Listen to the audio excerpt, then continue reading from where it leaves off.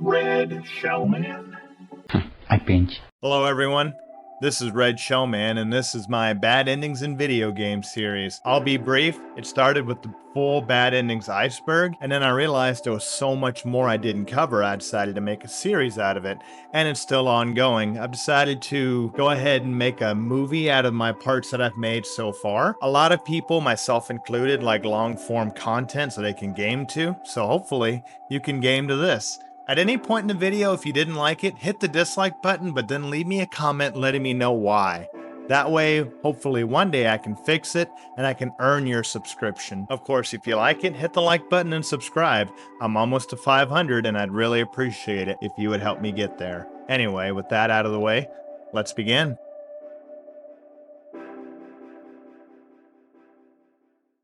Haunting Grounds on the PS1. Okay, I'd never heard of this game, and looking up the summary, I really want to. It sounds really unique and interesting. You play as a girl named Fiona, who wakes up in a mysterious dungeon, befriends a dog, and then tries to get the hell out of there, basically. This entry comes to us from the lovely It Cap Hyde, once again. They had a lot to say.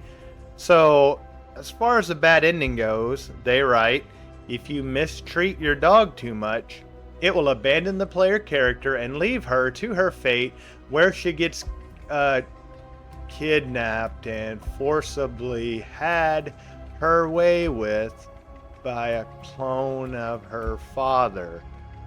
Oh boy. Yeah, that sounds like a bad ending. Can't believe I missed that one. Anyway, check out the game for yourself, but try to avoid that. And don't mistreat your dog.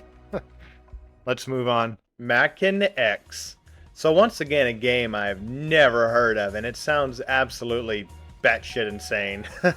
This comes from us, once again, It Cap Hyde, and they write, Maken X. You play as a psionic alien allied with a psionic teenager getting revenge on her father.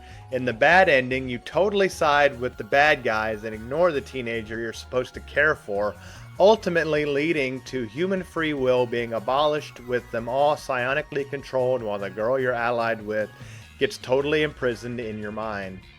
Okay. This is a first-person hack and slash game, which is just awesome. It was made by Atlas and it was released on the Dreamcast, I believe. I've never heard of this and I want to play it. Like, I was getting gameplay footage on this and I just watched it for 15 minutes because I was like, whoa, this looks awesome. Check it out for yourself. And thanks again to this commenter. Much appreciated. Drakengard Ending E. Okay, so I know I just said Maken X was crazy, but this is batshit insane. Let me tell you. Drakengard, I can't even figure out what in the hell's going on. This comes to us from Evan in the House. It's remiss not to mention the original Drakengard Ending E, in which the entire cast is massacred.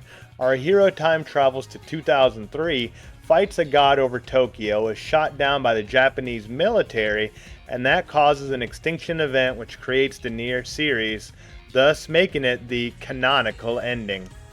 If you know about this series, look it up for yourself. Look up the game for yourself. It takes place in a medieval time known as Midgard, and I guess you come to the future to fight this evil god and are thanked for it by being shot down by the military. So yeah, this is a bad ending, alright. I don't know what more to say.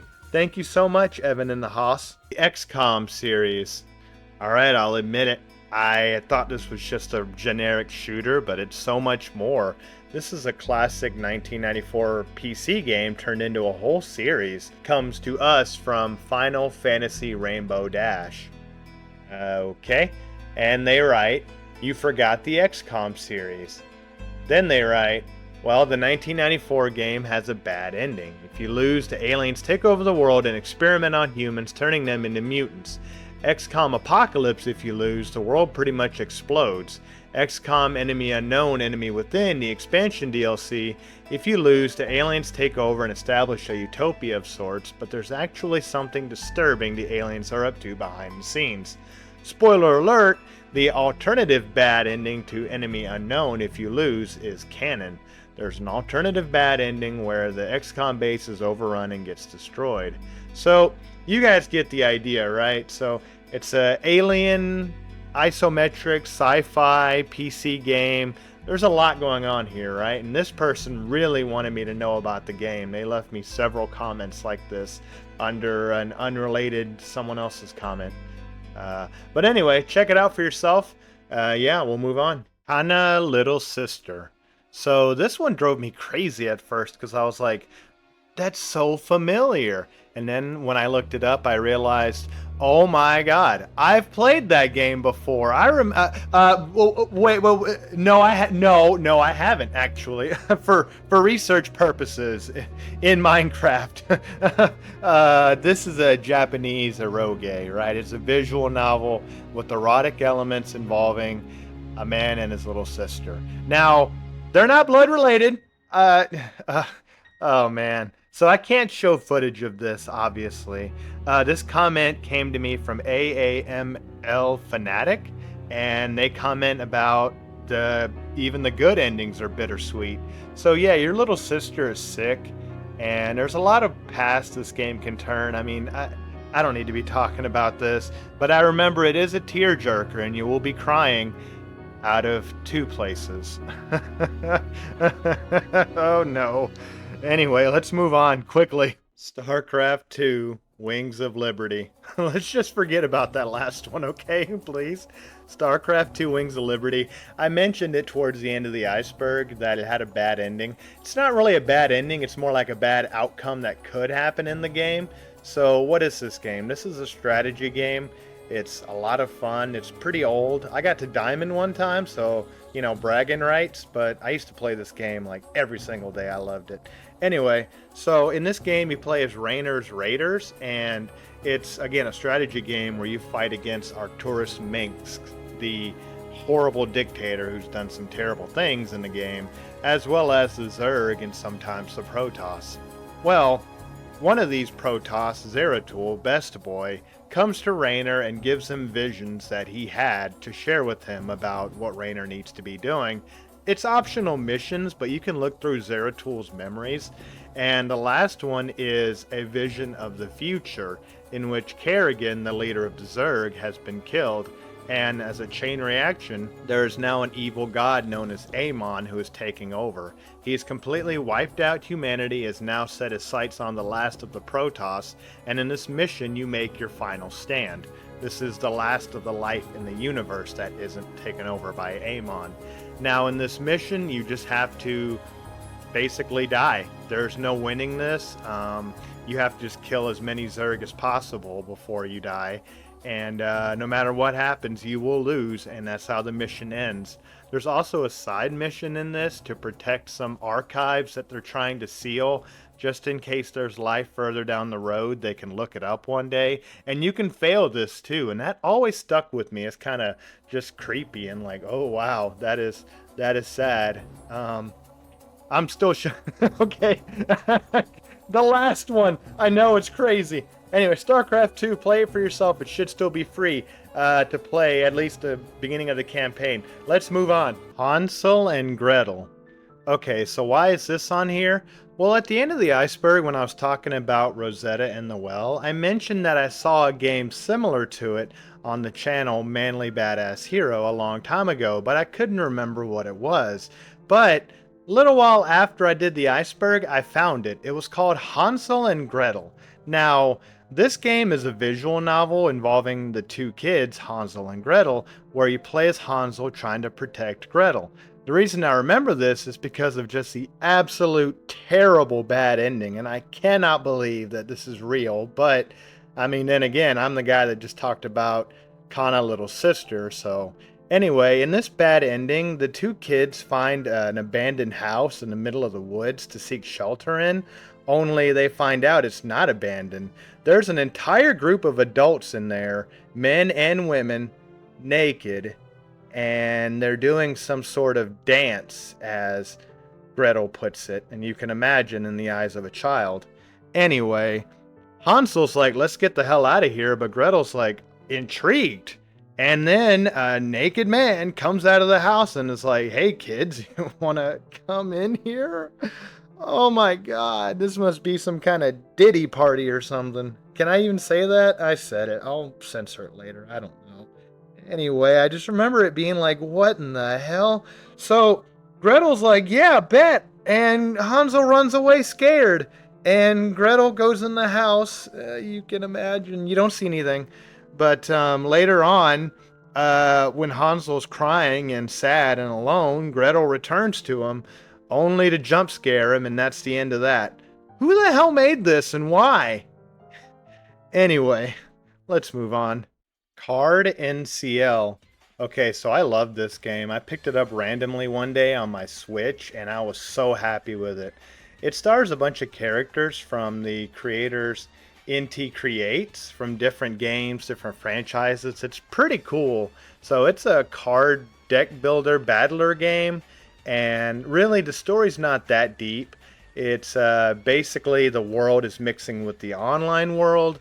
The online world is bleeding into the real world, and you get one of possibly the best waifus ever in Ansi. So anyway, Ansi and the character Neon are fighting to set the world straight. They get to the final boss, and the final boss is just unbelievably powerful. Like, you can barely touch him, but he can destroy you pretty quickly. At the beginning of the battle, Ansi gives you a weapon, a card, that she says to use, but ominously says, you know, this is the last time she's going to see him, and he has no idea why. The player doesn't know why. I didn't know why when I did it. So anyway, you realize pretty quickly that you need something to battle him with because he's just destroying you, and you use this weapon. Well, that's the bad ending, because if you use it too soon in the battle, Ansi then goes away forever. I don't mind spoiling this because I don't want this to happen to you, and I had no idea. There was no warning. Anyway, if you do that, you'll defeat the final boss pretty easily, but then again, you get the bad ending. To get the true ending, you're supposed to battle him without this special card, and if you do, you'll actually get some sort of mild cutscene in which he's like, I can't believe you're still fighting after all this time. And he finds the power in himself, the main character I mean, to fight back and actually finds a way to win using Ansi's skill, but without her going away forever. It's a great game. Check it out for yourself. I mean, I'm sorry I spoiled it, but again, the story's pretty linear. It's not really that deep, so check it out for yourself. It's on sale right now, so why not? Grand Theft Auto 4. Okay, why is this one so far down the list? Frankly, I just sort of forgot about it. But I did mention it briefly at the end of the iceberg. It was a bad ending that I should have added.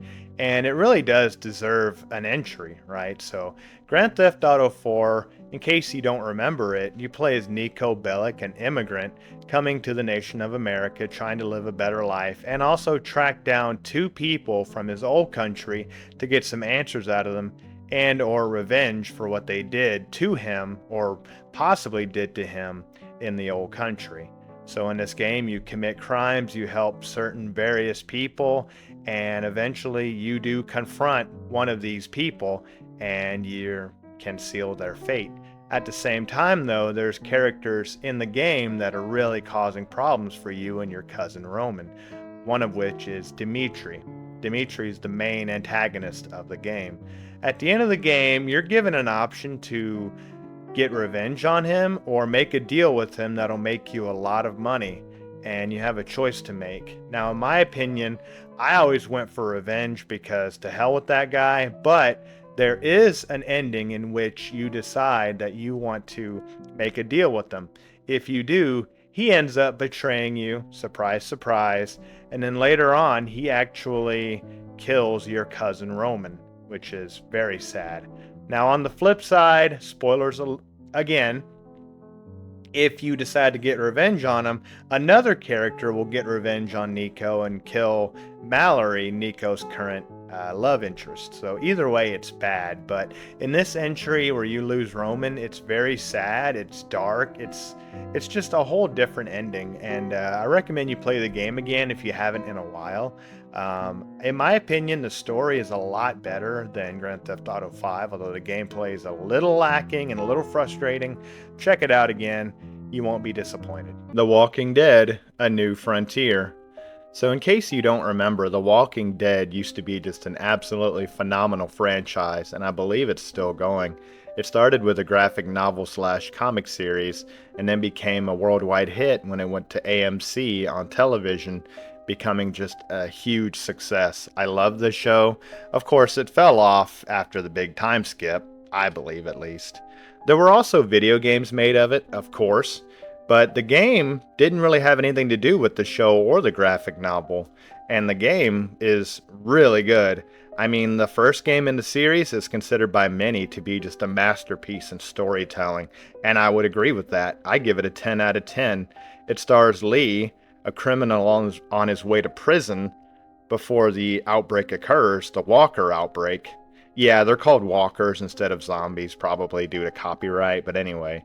And Clementine, a young girl which he takes under his wing and protects and becomes a surrogate father figure for.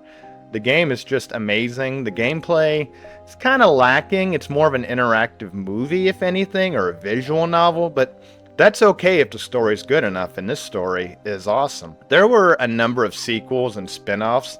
I don't believe any of them ever captured the magic of the first game, though they're all pretty good. The third game, A New Frontier, is the topic of this entry because while they all have bad endings, A New Frontier has a unique one in my opinion that I think deserves to be talked about. Now in most of these games, a bad ending, you just sorta die. You fail a quick time event or made the wrong choice and your character dies and it just cuts to red saying, game over. So you can imagine what happens. In A New Frontier, you play as Javier, a newcomer to this series, who is trying to protect his now blended family from the outbreak. It's been a couple of years since it's happened, and he's been on the road ever since. Along with Javier is his brother's wife, Kate, and his brother's two children, Mariana and Gabe. So you can already tell this is a blended family. Later on in the game, you do meet up with David, and of course there's some drama that ensues as you've been traveling around with his wife and kids for years. Javier fights to protect his family and the people closest to him. Later on in the game, of course, Clementine also makes an appearance and plays a huge role, now a grizzled teenager and someone you don't want to mess with. Now, depending on how the story goes, you can lose one or all of your family members. I believe the only two characters that are guaranteed to make it to the end are Javier and Clementine if you play the game right. Of course, the bad endings involve you losing some of your family members, and to say anything more about these bad endings would spoil the story. The story is this game's bread and butter, so I'm going to stay away from that. But there is one bad ending that's unique, as I've said before. Normally, when you fail a mission, a quick time event, or a cutscene, it just cuts to red saying game over. However, there's one in which when Javier fails a quick time event, it actually keeps going. It goes on for like a full minute. Javier gets attacked by a walker, bitten, and then Gabe comes to the rescue, saving him. The game, like I said, goes on for a few seconds as Javier lays there dying. He says his final words to Gabe, and it actually fakes you out. If you got this ending the first time, you might actually think that, holy crap, Javier's actually dying, and now I'm going to play as Gabe or Clementine or something. But after this, it cuts to red saying game over. I think this is just really cool. It's sort of like Chrono Trigger in that the game makes you think maybe this was scripted or maybe it was supposed to happen, but I don't know. I really like this ending because it's pretty emotional. It's tragic yet heartwarming. In fact, that's kind of the theme of all of the games. It's really good. I recommend you check it out. Like I said, to talk more about it would be to spoil the story, which would spoil the entire experience. So if you're looking for a good story and trust me, it has nothing to do with the show or the graphic novel. So if you're not a fan of those, don't worry about it. But if you're looking for a good story, I recommend checking it out. Although it's more for visual novel / interactive movie fans. You won't find a lot of good gameplay here, but to me, that's alright. Anyway, let's move on. Go. So, Kate.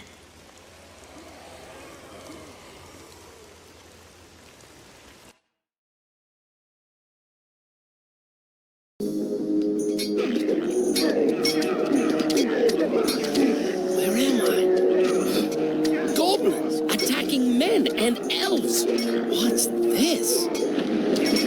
Well, Baggins, you've dreamt your way into this. You'll have to dream your way out. The Hobbit was a game made in 2003, and unfortunately you may not have played it because it's amazing, and I don't see many people talking about it. I remember playing this when I was a lot younger and thinking that this was great. And this game pretty much has it all. It has stealth, it has platforming, puzzles, combat. Well, the combat's probably one of the weaker areas of the game, but other than that, it's a lot of fun. It's based on the novel written by J.R.R. Tolkien way back in 1937, which is just, wow, I didn't even know it was that old. That's pretty crazy. Now, this game follows the events of the book, starring Bilbo Baggins once again, as he goes on an adventure with a bunch of dwarves and Gandalf. And, well, if you haven't read the book or seen the movie or played the game, I don't need to get too much into it, but yeah, it's a good little adventure story. Well, I say little, but it's... all of these books are pretty long. In this game, you go on the adventure and you even get to use the One Ring itself, which I don't think you get to do in any other Lord of the Rings game. Although it's really not even made out to be that big a deal, as a lot of enemies can pretty well see through it and or are able to know when you're close enough by. One thing I will warn you about with this game is that if you have arachnophobia, you might not want to play it, obviously. It's got a lot of spiders in it, like too many spiders. Even I get a little freaked out when I play through that level again. Anyway, what about the bad ending here? Well, there's quite a bit, actually. It's not really story related, like it's just game overs, but there's quite a few times in the game where you can fail, mess up, and get a bad ending. And a lot of them have stuck with me throughout the years as something that like kind of creeps me out. Probably the goofiest one is in the beginning when Bilbo's trying to reach the dwarves at the end in order to start his adventure, but he has to first gather some supplies. He goes to one of his neighbor's berry farm, and he has to sneak around the bushes to avoid the farmer. Now, I thought this was weird at first, like why is he sneaking around, but then I realized it when I got caught. When you get caught, your neighbor just talks to you, and he just goes on, and you get a game over screen. So I guess he just talks your ear off for too long and the dwarves just leave, which is just kind of silly. But there's plenty others, like getting caught by the trolls, getting caught by the goblins. But probably the one that stuck with me throughout the years is the one in which Bilbo is trying to save the dwarves from the elves. And if Bilbo gets caught by the elves, he gets thrown in jail, and he just gets the most, I guess, saddest cutscene I've ever seen, where Bilbo's like literally crying. I mean, this poor man has just been caught. He's all alone, and God knows when he'll be able to escape or whatever. Obviously, this isn't the way it's supposed to go down, but if you play the game, you know what I mean. Basically, if you don't want a bad end, just don't fail. It's really not that hard, but again, it will take you a good amount to complete the game. Anyway, check it out if you can. I don't know how you can, but check it out. It's a lot of fun, and I recommend it. But let's move on.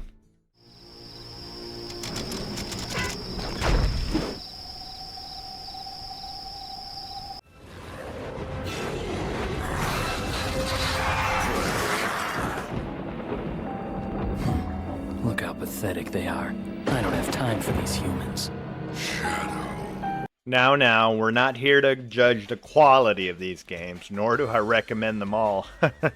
I just want to talk about some bad endings that I personally remember or have been recommended to talk about, and this is one of them. There's actually a pretty unique bad ending here, but before we get into that, Shadow the Hedgehog was a game released in 2005 starring Sonic's now main rival, Shadow the Hedgehog. Shadow is actually one of the most powerful beings in the Sonic universe in that not only is he one of the few able to use modern weapons and vehicles, but he's the only one actually allowed to swear. Where's that damn fourth Chaos Emerald? Yeah, they tried to go super edgy with this one, and it's pretty cringe. Look, the game is not very good. I was really disappointed when I bought it as a teenager. The story doesn't make a lot of sense. It's just not a good game, but it's worth checking out if you're a hardcore Sonic fan, I guess. And there's multiple endings in this one, which is unique. Now, there's only one true canon ending that unlocks after you get all the other endings, which can be annoying. In this game, you play as Shadow, and you're trying to figure out the events of your past. Shadow has amnesia due to the events of Sonic Adventure 2 battle.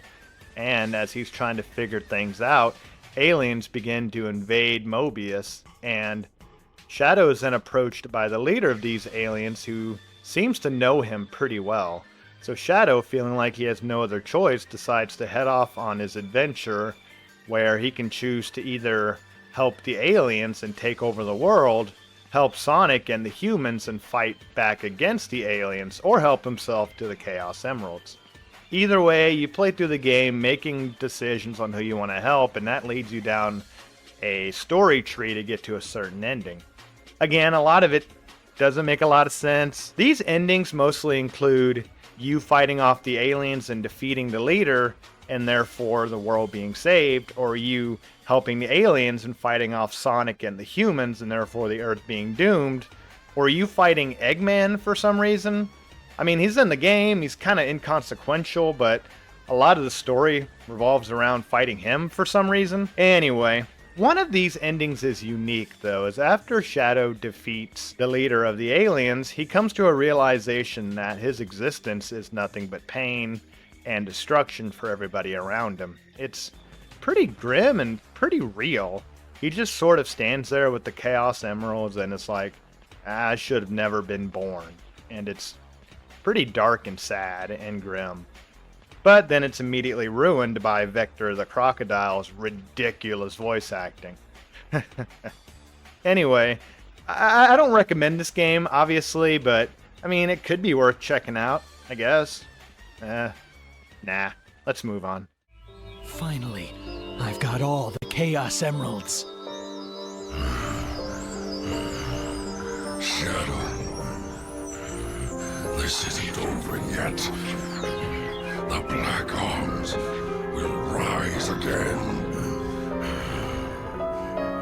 I am Shadow the Hedgehog, a research experiment gone deadly wrong. I've caused so much destruction. I should never have been created. This is who I am. Hey, don't go there! Yet, things may not be what they seem. You could be... Find the computer room!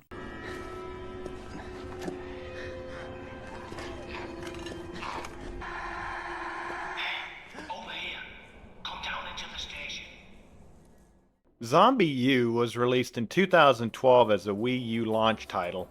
If you don't remember the Wii U, it's one of Nintendo's failed consoles, but I really liked it. Made sense to me, but whatever, the Switch is a lot better. Anyway, later it was released as just Zombie as a port on the PlayStation, Xbox, and PC, but I really liked the original game. It's unique in that, well, it's not unique. It's just a basic zombie survival story. Yes, there is some plot, there is some background, but for the most part, there's no big conspiracy. You're not fighting giant monsters. You're just some guy who's trying to survive. You see that character in the opening cutscene?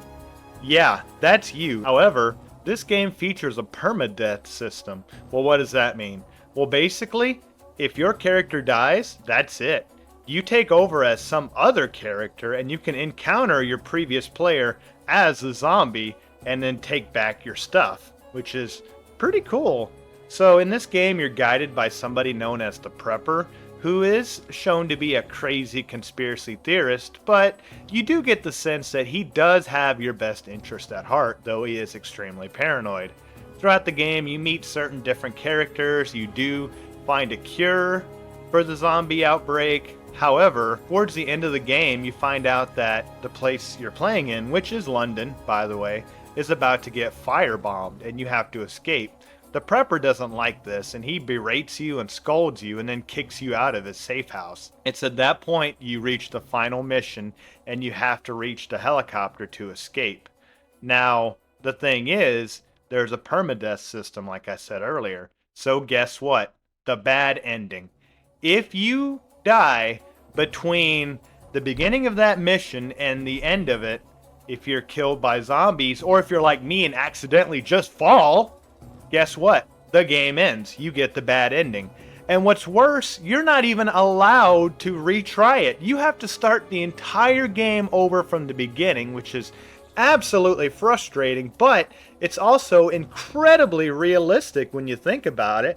You don't get a second chance. There's no save file. What are you talking about?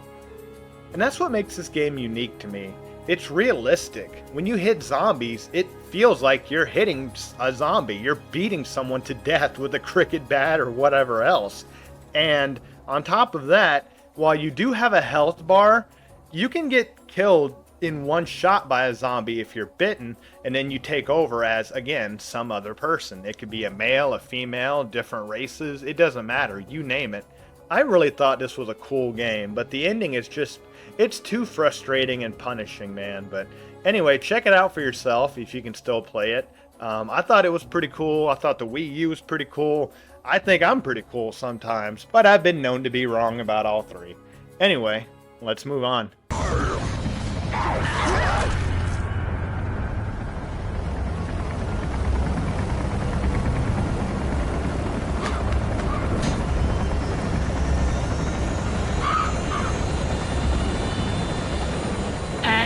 You blew it, schmuck.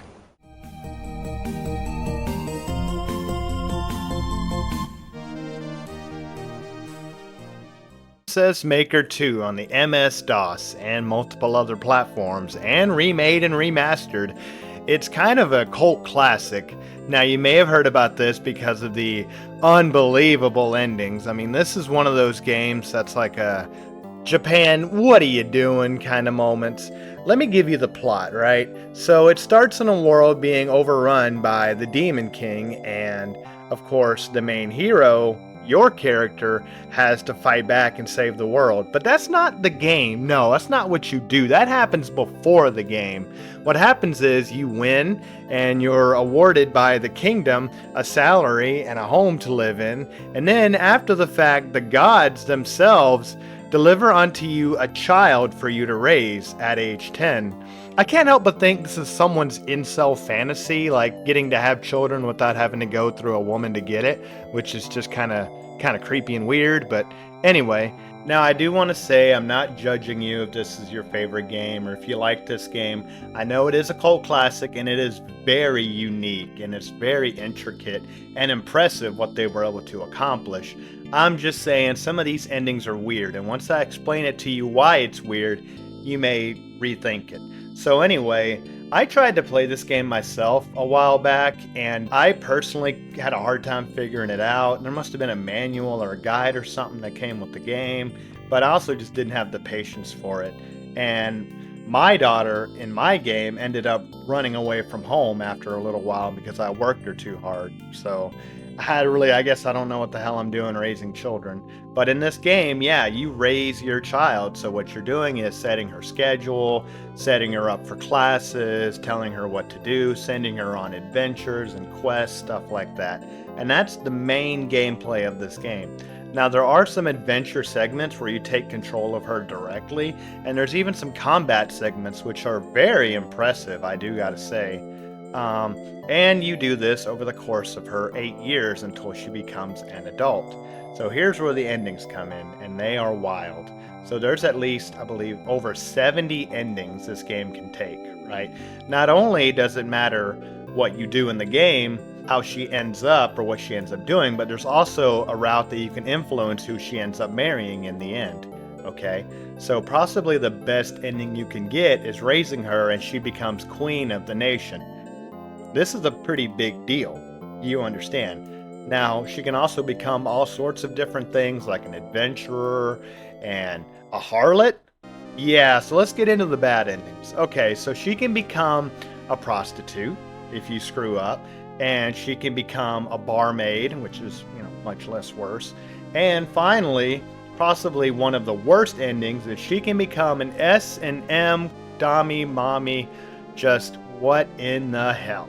You can raise your daughter so poorly that she ends up being a dominatrix. Now, many of you that are very open-minded out there might say, hey, her body, her choice, right? And fair enough, but just keep in mind, all of her decisions are based on you, the player raising this little girl. So it just becomes a little strange and a little weird, right? Not only that, let's talk about her marriage candidates. There are several of them, but possibly the worst one, at least in my opinion, the worst one is she can actually fall in love with you, the player, her father, right? So, and this is very unusual, very strange. The gods themselves say it's all good. The people in the game say it's all good. But I mean, really think about this. You're playing it, you're controlling it, you're influencing her decisions. So when you really boil it down, you're taking this little girl and grooming her until she's legally able to consent to marriage and then other things, which I'm sorry, that's a line in the sand for me. I think it's just way too weird, right? That's something else. So that's possibly the worst ending.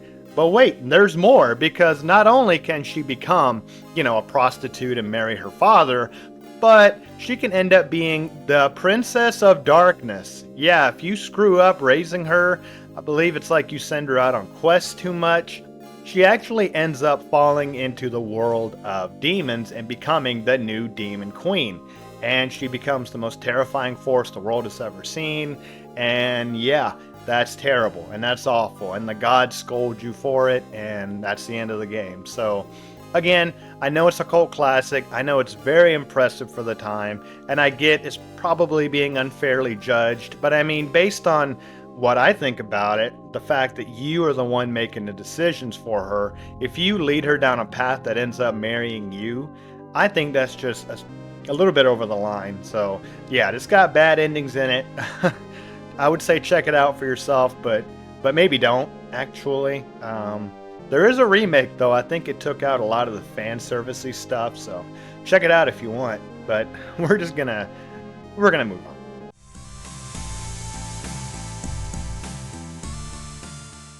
Alright, so in case you thought a game on the MS-DOS was going to be the most obscure on this list, how about a bad ending that takes place on a Tamagotchi? That's right.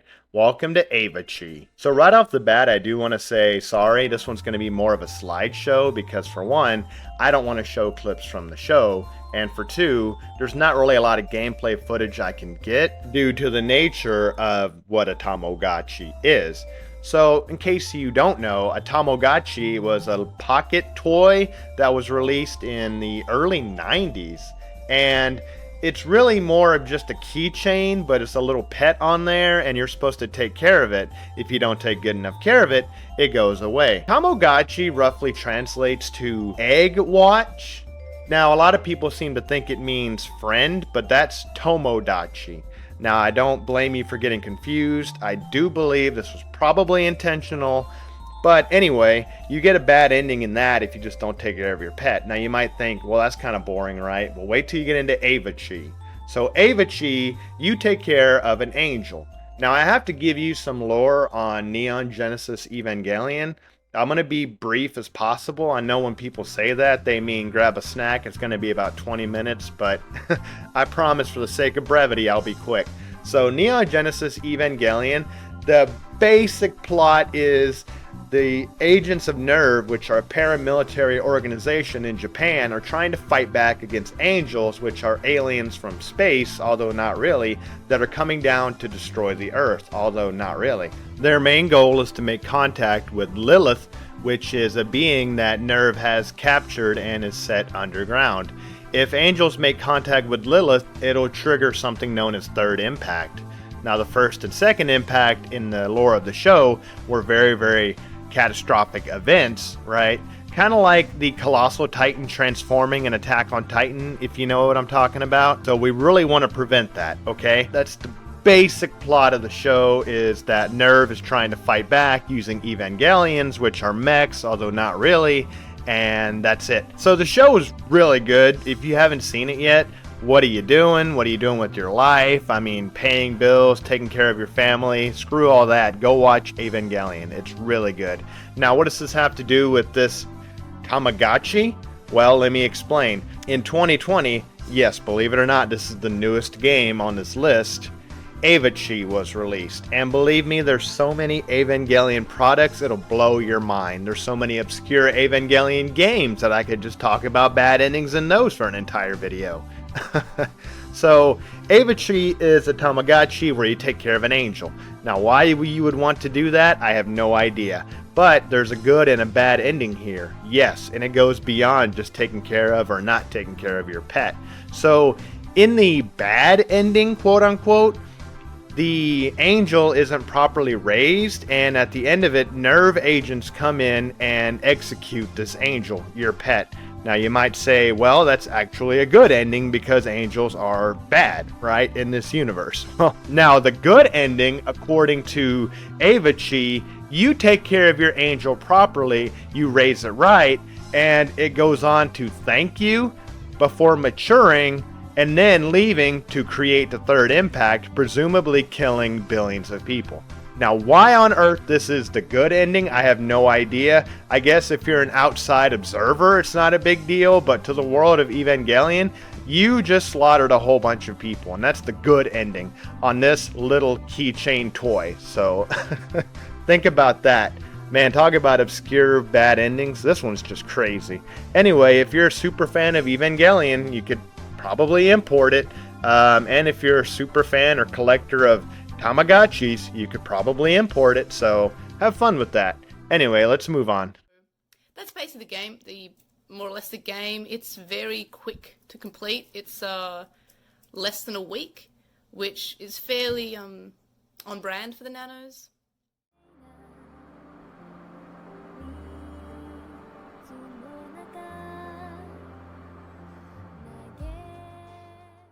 I just want you to know that if I wanted to, I can make an entire bad endings video on visual novels alone. There are quite a few of them, and this one in particular always stuck out to me. Welcome to Sound of Drop, Fall into Poison. This is an obscure visual novel released in 2014, and you can find it on Steam today, although you might want to wait till it goes on sale, personally. I really like this one because I'm a huge fan of aquatic life. I'm a huge fan of aquariums, the ocean. I mean, hell, look at my channel icon. I like crabs. So, what is this visual novel about? Well, it's a horror visual novel. It stars Mayumi and Himeno, two school friends that go to investigate a haunted aquarium, and really bad things happen, of course. Now, at first it is shown to be haunted, but there's a lot of sci-fi elements that come into play later on. And to be frank, when it comes to visual novels, the story is everything. So if I spoil too much, there'll be no reason for you to go and check it out yourself, right? I'm not a reviewer. I don't do reviews. I'm more of an advertiser. So if this is something you think you might like, feel free to check it out. I think it's worth it. Anyway, we're here to talk about bad endings. In this game alone, there's over 30 endings, and I believe only 4 of them are good or neutral. The rest are bad. It's very difficult to avoid getting a bad ending at all. Trust me, some of the choices that seem innocuous will end up having your character, unfortunately, expire. Plays Mayumi, a young schoolgirl that has a particular history with this aquarium, and she goes to it with her friend Himeno. And shortly after this, they get separated and really bad things start to happen. Now, there's so many bad endings, like I said. One of them involves you getting melted by acidic frogs. Another one involves one of the other aquarium patrons attacking you and presumably doing some bad things to you. Yeah, it's not for the faint of heart, but there's 2 bad endings in particular that always stuck with me. They may not be the worst bad endings, but these are the 2 that I choose to talk about. The first bad ending I want to talk about, Mayumi finds herself alone in a jellyfish exhibit, and the tanks start to burst, and jellyfish and water start to flood the room. Now, you get 2 choices as Mayumi. You can either run through and try to get away, or just stand still. I don't know why you would stand still, but if you choose to run away, this is not a good idea, because Mayumi almost immediately slips in the water and starts to get stung by these jellyfish and paralyzed, so she can't move. Also, she starts to talk about her underwear getting soaked, which is just okay. So as she's being repeatedly stung, she begins to become paralyzed and she can't move, although she feels an unbelievable amount of pain, and water fills the room, so not only can she barely move, but she's also drowning at the same time while she's in pain from being stung by all these jellyfish, which is absolutely horrible to think about. And I'm sorry if you have a fear of the ocean, but here you go. As this is all happening, she just goes on and on for minutes at a time thinking about how she's in pain and how she wants to escape. And you begin to think, oh, maybe there's some way she'll get out of this. But no, it just goes into all this detail until she finally presumably passes away. But then after she passes out, she awakens to see an unusual sight. She can't really see straight, but she sees her friend walking around looking for her in this jellyfish exhibit. She looks on curiously and seems to have no idea what's going on, and then the screen fades out saying bad end. So what happened? Well, I'm not exactly sure, but one of two things could have happened. Either A, she passed on and is now haunting the jellyfish exhibit, or B, somehow or another the sci-fi haunted nonsense happened and she became a jellyfish herself, which is just absolutely unsettling. Now, the next bad ending I want to talk about involves Mayumi and Himeno, her friend. So, as I mentioned before, they went to the aquarium together, but then they got separated due to the sci-fi haunted mumbo-jumbo that's going on.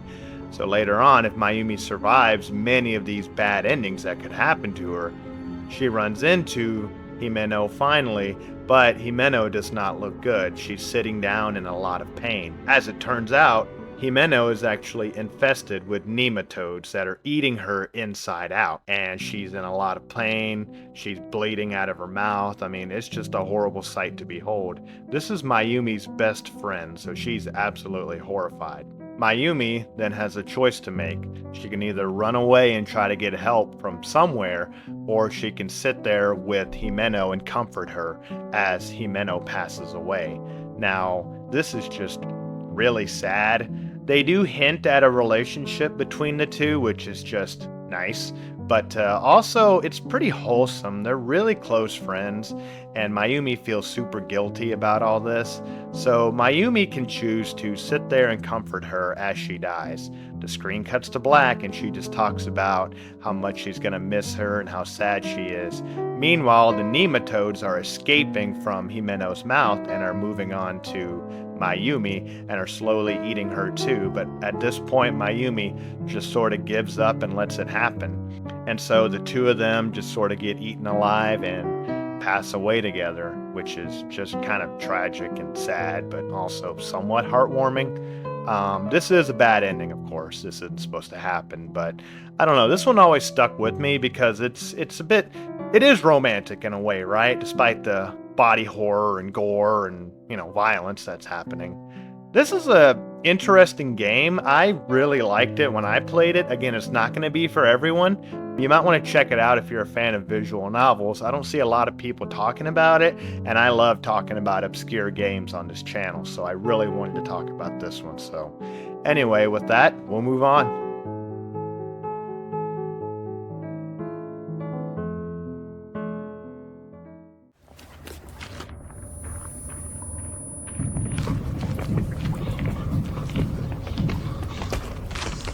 I am not someone who is typically affected by horror in video games. I have a hard time getting immersed when I can just turn the monitor off. Resident Evil? No problem. Subnautica? I'm glad you asked. I love that game. Fatal Frame? Nah, I get distracted too easily. But no game before has scared me like The Forest. The Forest was released in 2018 by N-Night. This is an open-world survival horror crafting game. One of those similar to Subnautica or Don't Starve, if you know what that game is, in which, yeah, you could spend 100, 200 hours building your own base, protecting yourself from threats, keeping your hunger and hydration in check, but there is a storyline to this game, and I feel like it's particularly compelling in this case. Now, I do want to let you know right from the gate that I'm going to be very selective with clips on this one because this game features a lot of gore, violence, nudity, and dead children. So Yeah, now I know it's YouTube safe, but if you know the game, you know it can get pretty graphic, so I'm just gonna play it safe and say, hey, check it out for yourself or look it up online, whatever you want to do, but this game gets pretty brutal. In this game, you play as Eric LeBlanc, who is actually a celebrity in this world and is a survivalist. He is the #1 person best fit to survive this situation, although as you're going to see going on, there's a lot more going on here than just surviving on your own. Eric and his son Timmy are taking a trip on a plane to some unknown destination when unfortunately tragedy strikes and the plane falls from the sky. But it not only falls, it's completely torn in half. When Eric wakes up, he sees his son being taken away by a man painted in red, and he's unable to do anything in a daze. When he wakes up a while later, he finds that everybody and everything is completely destroyed. There are no other living person in sight, and as he desperately searches for his son, he has to contend with the island's native residents, which are cannibals. Not only will he be dealing with cannibals and some hostile wildlife, he's also dealing with mutated beings that are incredibly powerful and dangerous. To top it all off, he has to deal with his own sanity, hunger, and thirst.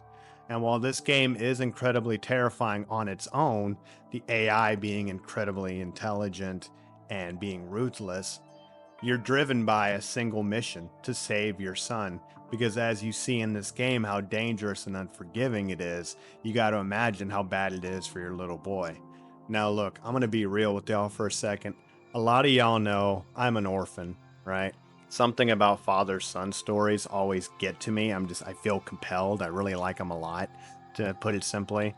In this story, I felt driven to save Eric's son, despite the fact that I was absolutely terrified in the game. Something about being underground just really freaks me out, especially with minimal lighting. Even though I was terrified and scared and alone, I kept going, because I kept thinking about Eric trying to save his son. Now, I know to a lot of you that might be kind of cringe, and I don't blame you, but you can also just say to heck with all that and spend 100 hours building a super jail for the island's inhabitants. Hey, your call. You won't be penalized for it. Now, I'm not here to talk about the story or do a review. I'm here to talk about the bad endings, but unfortunately, I cannot talk about the bad endings without spoiling the story. So, if you want to play this game for yourself and find out, please skip ahead to the next entry. If I haven't put timestamps in, remind me in the comments. But let's talk about the story just a bit. So almost nothing is spelled out for you.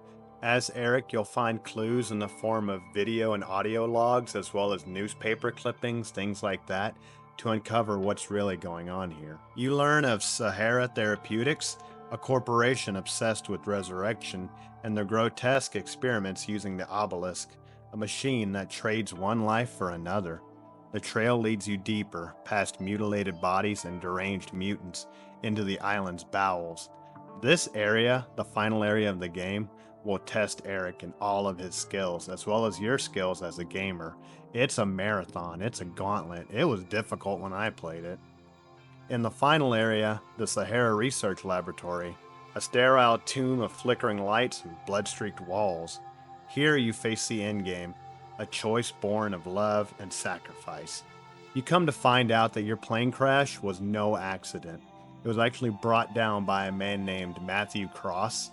Matt Cross was one of the researchers on the island. He was looking for a way to heal his sickly daughter when unfortunately she was attacked by one of the island's mutants and then unfortunately passed away. In the chaos, Matt decides that the only way to bring his daughter back is to use the island's technology, which would mean sacrificing another child for her life. He sees the plane in the distance and uses the island's technology to bring it down. That's your plane. Matt then dons red paint because that seems to keep the cannibals away. He kidnaps your son to use in the sacrifice, and unfortunately, when you get to the bottom of this laboratory, Eric finds his son Timmy deceased. Now, Eric's a silent protagonist, but in this moment, this dramatic moment, you could hear him screaming even though it's completely silent. It's really sad. But there's some hope. When Eric realizes he can use the same machine to sacrifice a child and bring back Timmy, thereby continuing the cycle, he decides that he should try to take Megan, who is now resurrected, and switch places with her for Timmy. He finds Megan, but Megan turns into a horrible super monster, which ends up being the final boss. But when Eric is successful in taking her out, he tries to put her in the machine, but it doesn't work. You see, it needs a living specimen. So defeated, Eric decides to leave the laboratory, but comes across the room in which all the controls are held, and he finds out that there is some hope, and this is where the choices come in. In the canon neutral ending, Eric realizes he can bring down another plane that's in the distance, and then, as you can imagine, kidnap one of the children that's on the plane and use them as a sacrifice to save Timmy. In the canon ending, he does just that. He brings down a plane, and there's a time skip. It skips to when Eric is rescued, Eric and Timmy, and later on, you see that Timmy is suffering from side effects of this ritual, and he's just not the same.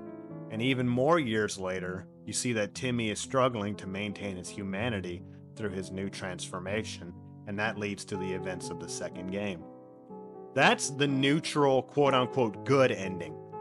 The bad ending has Eric decide that he should put a stop to this cycle once and for all, uses the island's controls to shut it down permanently. He then leaves the laboratory, but once he does, he decides to just remain on the island forever, no doubt in guilt or remorse. It's only at this point can you, as the player, unlock new blueprints that are actually effigies of your now late son and your wife, and that's the bad ending.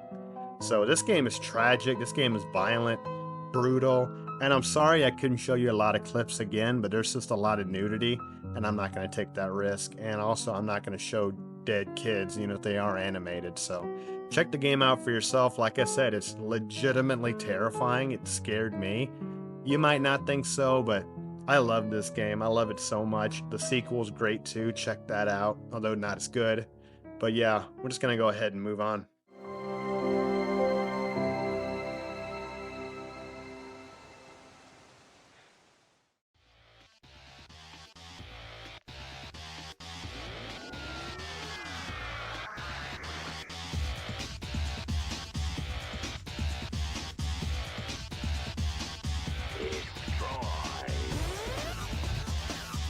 Metal Arms, glitch in the system.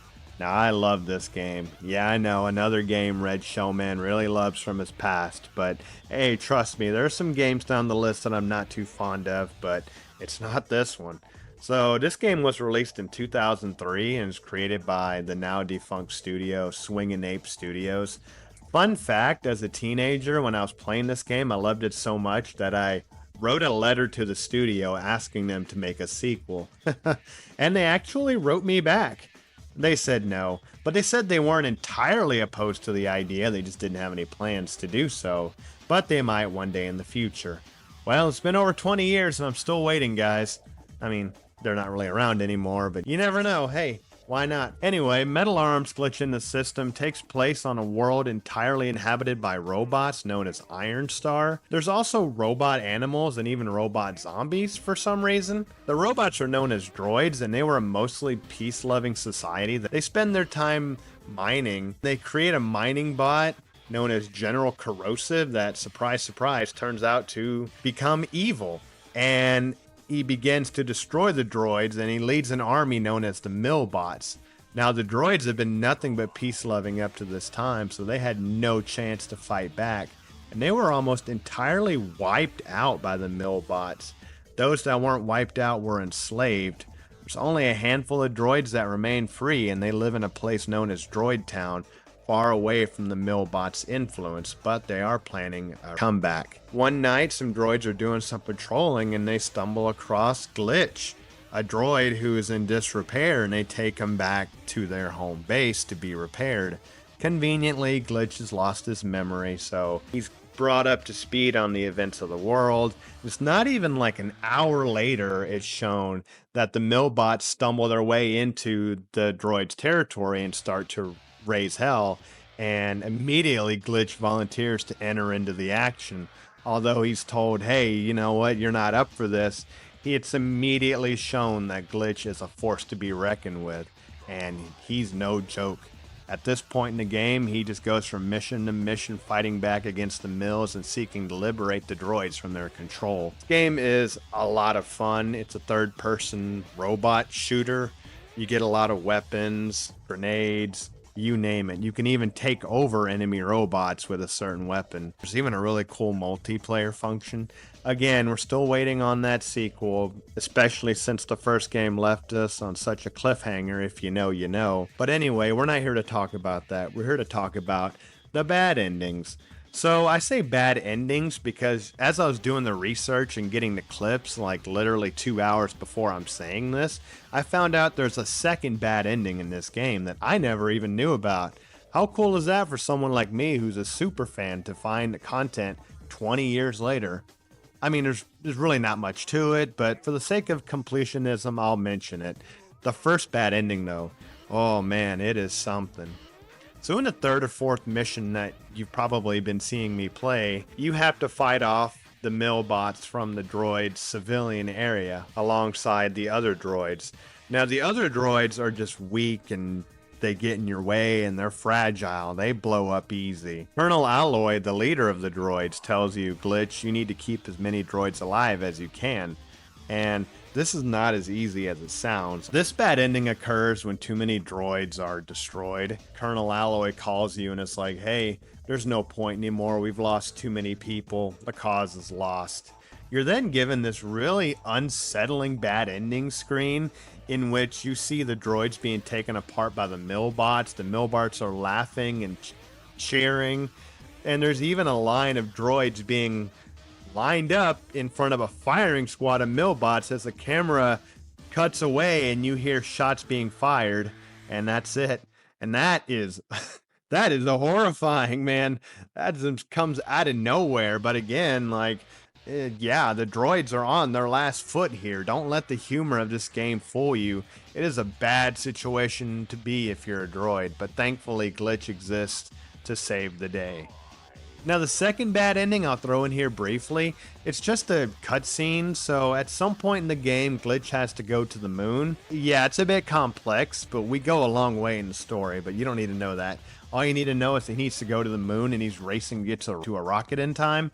And if he doesn't get there in time, he just sort of looks sad and gives up. I mean, it is a bad ending, but I don't know. I just wanted to throw that in there because I just found it out.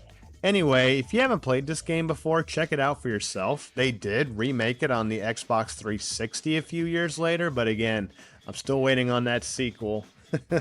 I don't know. In the miracle chance that you know someone that worked on this game, let them know I have some questions for them. Anyway, let's move on.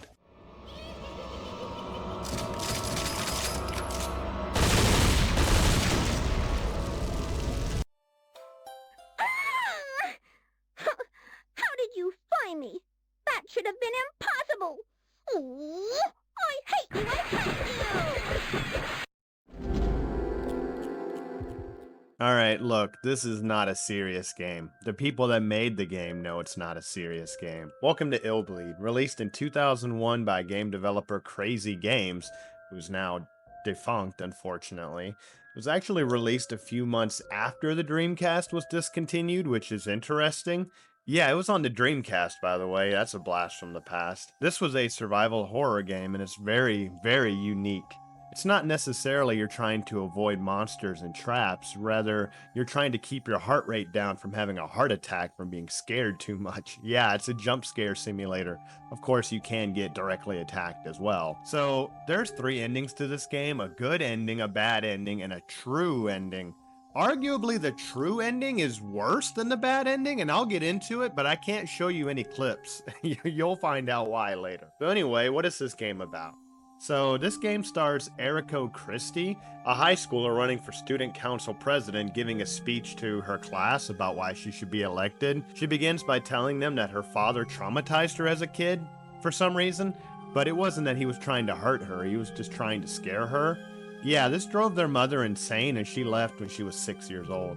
Eriko gives this speech basically about courage and about how she has no fear and stuff like that. After this speech, she talks to her 3 friends who come to congratulate her, but also to let her know that the 4 of them have been given tickets to Illbleed, an amusement park in town that claims if you can survive, yes, survive, the amusement park's attractions and make it to the end, you'll be given $100 million. Yes. Okay. So when I said survive, I don't mean like, oh, make it through to the end without giving up. No, I mean literally survive, as in this place will kill you, and it has killed hundreds of people already. Now, why the military or the police haven't gotten involved is beyond me, but Eriko basically says, no, that's dumb, I'm not going there. But her friends say, $100 million though.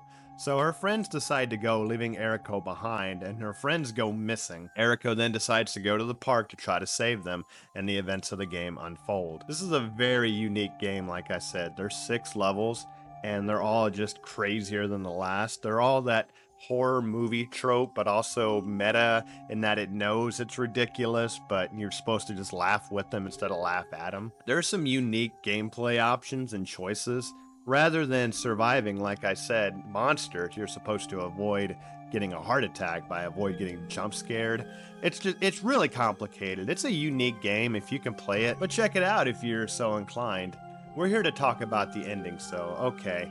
So during the game, Eriko must find and save her friends in each level. She can miss one or more. The bad ending in this game occurs if Eriko makes it to the end without finding one or more of her friends, including somebody she's supposed to save that she's never even met. If Eriko can save all of her friends in the game, she makes it to the good ending, where her and her friends are enjoying the money, but they're just sort of sitting around talking, and Eriko says that she has to go back to Illbleed to find out just what in the hell that was all about, and the game ends. The bad ending occurs if Eriko can't save one or more of her friends. We fast forward to her being just an old lady, I guess. You don't see her, but you hear her voice. She talks about how she had a great life with the $100 million that she won, but she misses her friends and wishes she could take it all back. It's a sad and dour ending, but it's nothing like the true ending, which, again, is arguably worse. Now, like I said, I'm not going to show any clips of the true ending, even though it's technically YouTube safe. I mean, it's all over YouTube. I'm not going to be the one to show it, and I don't want to get into that debate of, oh, fictional characters aren't real, because I'll lose subscribers over it, and y'all basically know how I feel about that already. In the true ending, you play through the game a second time, a new game plus mode as Eriko, but this time you're not supposed to save any of your friends. Each time one of your friends is deceased, Eriko loses a bit of her clothing. For some reason. This happens every time she loses a friend, and it gets worse and worse. The game is surprisingly detailed with their anatomy, and I genuinely can't believe this is allowed on YouTube, but I'm not going to be the one to take that risk. You make it to the end of the game with all of her friends being deceased, and again, the newcomer that she doesn't know, and when she gets to the very end, she's basically naked. You can see almost all of her body, and canonically, yes, Eriko is supposed to be 16. Again, I'm not going to get into that fictional characters are real nonsense. I'm not going to argue that. I'm just going to sidestep it, okay? Whatever. Anyway, at the end of this game, when she makes it to the end, the theme park's owner, Michael Reynolds, is so excited to see a naked teenager in front of her that he actually goes down to meet Eriko directly. But when he does, they both have a horrible realization. This is actually Eriko's father. So they get into a bit of an argument. Yeah, no, I said that. You might be like, huh? Is he gonna glate? No, that is exactly how it went down. So they get into a bit of an argument, obviously, given that Eriko's friends are dead. And then she fights her father in the final boss fight of the game. After this, Eriko is traumatized. She says it's because of the events of the game, but in actuality, it's probably because her father was ogling her naked body. Anyway, you get a cutscene of her being comforted by her friends who I thought were dead but are alive now for some reason, and it sets up a sequel. This game is unique. It's unique, it's ridiculous, it's hilarious. It's not scary, I can tell you that much. But it is something else. I genuinely can't believe this is real. I mean, you play as Woody from Toy Story and you fight a demon Sonic the Hedgehog. I mean, come on now. I don't know, check it out if you want. I don't know how you can play it unless you find a way to do so on your computer. But anyway, I don't know. This was an interesting bad ending I saw at one time, and I just wanted to talk about it. It's not the most interesting, but it is very unique, and I love obscure, unique games. But anyway, we'll move on. There's nothing I can do to turn things around. I mean, I'd gladly give back the money if I could get them back. But all I can do is pray that they rest in peace. Goodbye, my friends. I'll miss you a lot.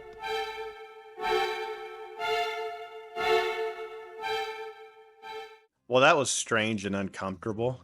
What could possibly be next on this bad end? Oh no, that music. Don't tell me.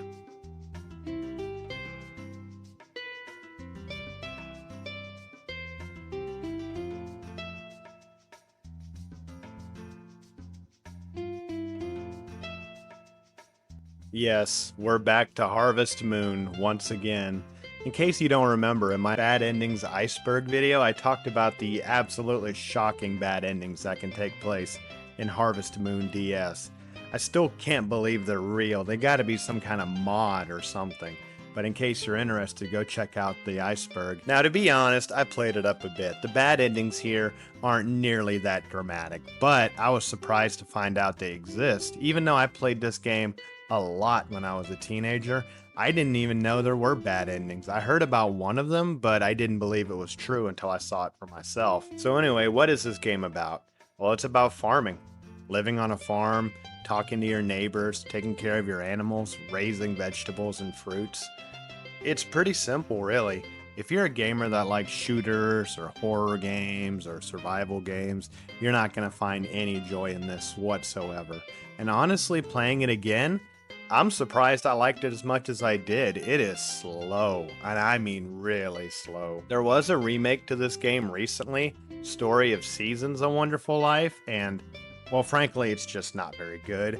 But maybe I was just looking through nostalgia-colored glasses, because playing this game again, like I said, I don't know how I even got through the first couple of days. There's not a lot to it, really. It's a peaceful life, though. It really is. The music is really calming. The animals are all nice and friendly. And there's really nothing bad here to speak of. Or is there? No, actually, again, they're really not that dramatic. But I did want to talk about these because, well, it's a blast from my past, so let's begin. So there are 2 bad endings that I know of. If you know of any more, comment below. The first bad ending happens right at the beginning of the game. You play as a character you name, although officially named Mark, that comes into Forget-Me-Not Valley to meet with Takakura, who was your father's best friend and business partner. Your father and Takakura used to run a farm together, but your father sadly passed away before the events of this game. Takakura invites you to the farm to talk with you about it and to give you an offer. Will you run this farm with Takakura in your father's place? So immediately you say yes. I mean, why would you buy the game if you didn't want to play the farming game? And you just go about playing the game. But, and I didn't even know this, you can tell Takakura no from the jump. Just like, nah, you know what? I don't want to farm. I'm good. And then that's it. Takakura says, well, I tried. All right then.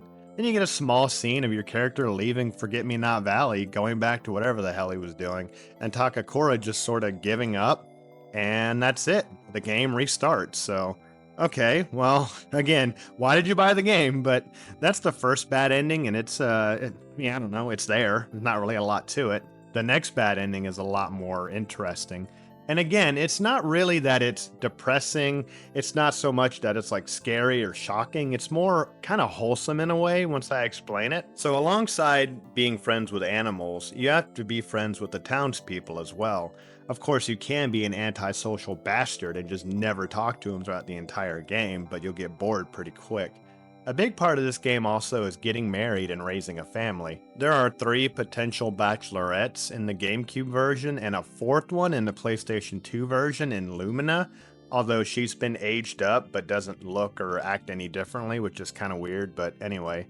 The main 3 bachelorettes are Cecilia, Muffy, and Nami. All three are unique and interesting, with Cecilia being best girl, obviously. And to woo them, you just give them items until they like you enough, and then you can propose. You then raise a family with them and play the game until your character actually expires at the end of it.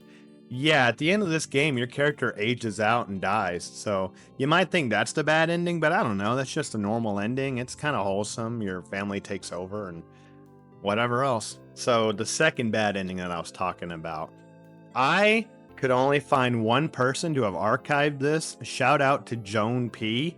They're the only person to have recorded this, and it's pretty bad footage, but I didn't feel like playing through the game to get it myself. It would have taken me like 8 hours to get this far, okay? If you fail to romance any of the bachelorettes in this game, well, what happens is at the end of it, at the end of your first year, whichever character that likes you the most will come to you and propose to you a marriage.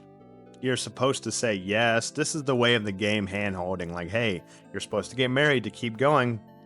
But you can turn this down. You can tell the girl, no, you know what? I'm not interested. I'm good. They get disappointed and they walk away. What makes this wholesome is that right after this, Takakura talks to your character and he basically just says, look, what are you still doing here? It's clear you don't want to be here. Don't waste your life on this farm. Go on and live your life. And that's it. Your character leaves and Takakura gives up, and that's the end of the game. What makes it wholesome is just the idea that Takakura, as badly as he wants you to live your father's dream, as badly as he wants this life for you that your father wanted, he's also not going to stand in your way of your true happiness. If you can't find a woman to marry in this game, start a family, and live a great life, he doesn't want you to waste your life here. He lets you go, even though he doesn't want to. That's what makes this a really wholesome ending, in my opinion. Although, granted, you're supposed to get married, and I mean, again, Cecilia, best girl, what are you doing? But you can just say, nah, it's not for me, and just Takakura lets you go. I think that's really wholesome and really kind-hearted of him. Anyway, the game ends at that point, and unfortunately, if you lost your receipt, you can't take it back, so yeah, guess you just put it on your shelf. It's a really interesting game. I'm just glad there's no poison the whole town bad ending like in Harvest Moon DS. But anyway, let's move on.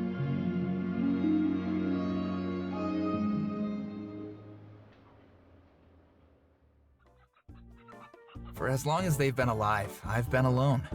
So they're either happy for me or scared of you. Not sure.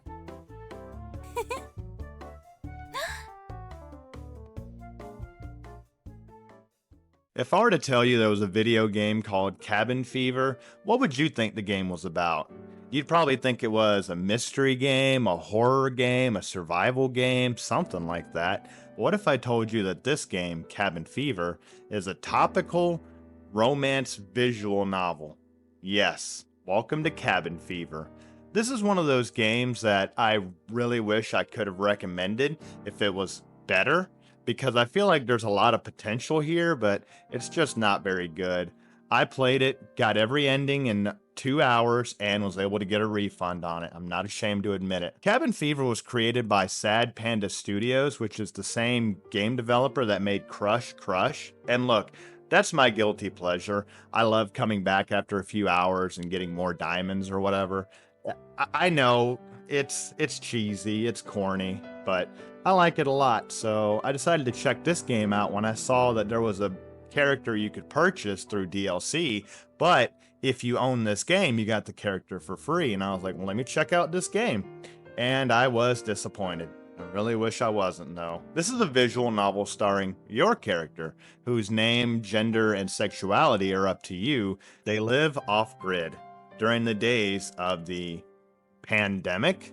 Yeah, so it's not said, but obviously this was made during the pandemic, and as such they decided to make a topical game about it, which, I mean, you can have your feelings about it. I mean, it's fine, I guess. Your character lives off grid, away from the world. He's become a hermit, but he's also just incredibly talented and knowledgeable.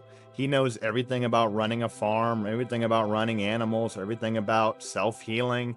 He's also a computer wizard. He works from home. I mean, he's almost flawless, except for the fact that he wants nothing to do with other people. And I mean, can you blame him? But that all changes one stormy night when he meets Mallory. So I do need to say, like I said in my last video, when it comes to visual novels, the story is everything. So if I spoil too much, you'll have no reason to check it out. And although I don't like this game, I want to be fair and say that I'm not going to be spoiling anything major, so you can go play it for yourself if you want.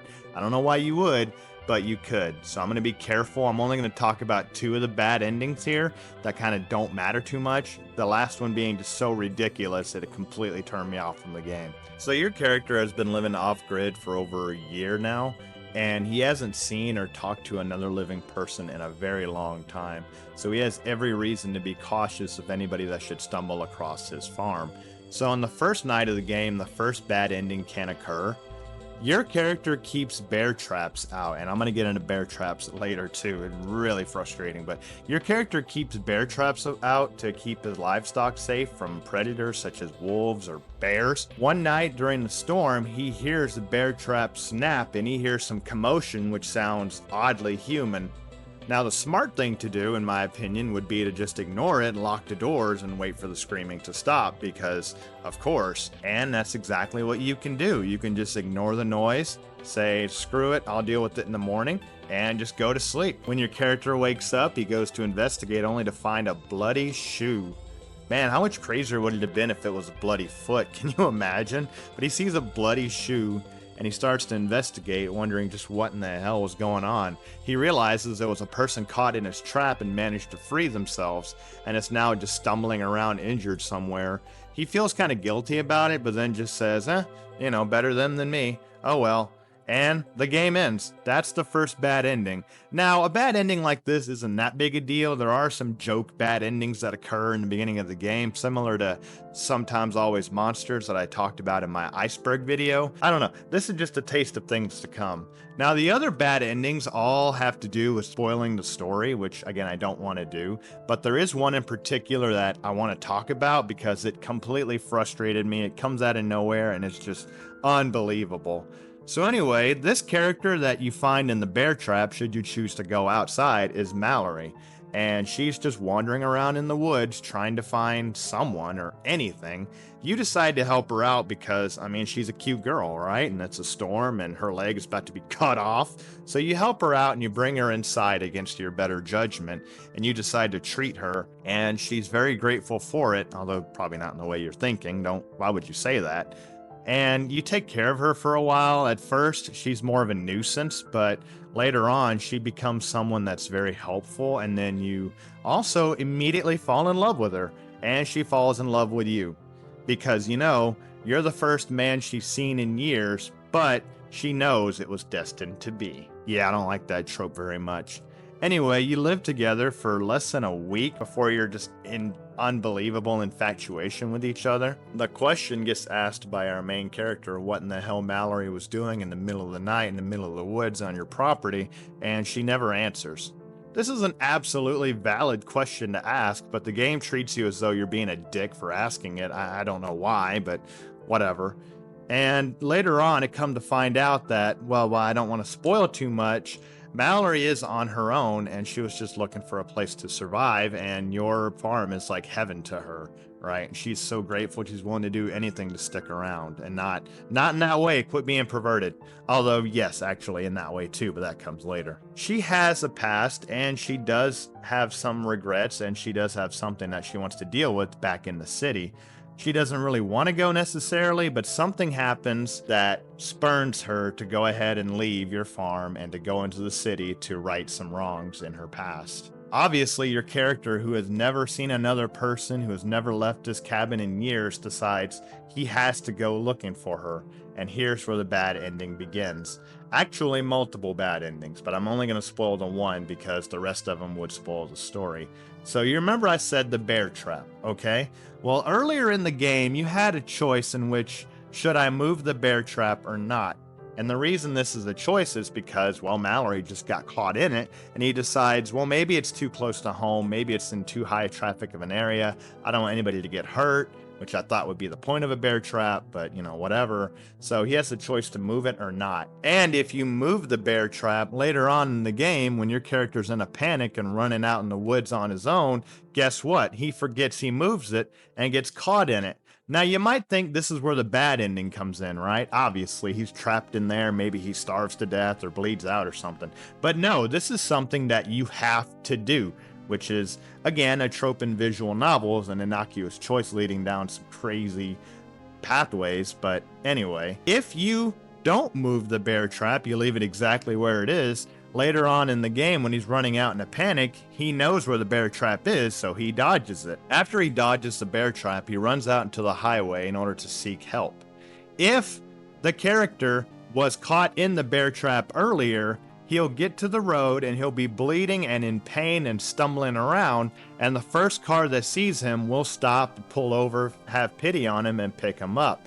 Now, to me, that's the opposite, because if I'm driving down a highway in the middle of the night and there's a man covered in blood, stumbling, asking for help, I'm going to floor it. I'm getting the hell out of there. But this is what you have to do to get to the city, because somebody will take pity on you and try to help you out. But if your character doesn't get caught in the bear trap, when he makes it to the highway, the first car that drives by won't pull over to help you out. They'll just keep on moving, but the second car will. And this second car is driven by an old lady that's an absolute nut job. She's definitely listened to a little bit too much InfoWars, and she goes on and on about conspiracies and crazy mumbo jumbo, the earth being flat, that sort of thing, right? So this is an old lady. The voice acting in this game isn't very good. I forgot to mention that. Mallory's is great. I really like it, but the main character is just awful, and the other voices are not very good either. This is an old lady. It made me feel bad. Like, you know, if you're gonna make a crazy, like, kind of right-wing character, you ought to make it like a redneck or like an adult man or something, not an old lady. And I felt bad, like maybe she was senile or something. But you get in the car with this old lady who tells you about how the earth is flat and whatever. Your character tries to ignore it because there's a lot more going on, you know? The love of his life that he's known for all of 2 days is out there, and he doesn't know what the hell's gonna happen to her. This is a tense, emotional moment. But then you've got this batshit crazy old lady telling you about cats taking over the world and stuff.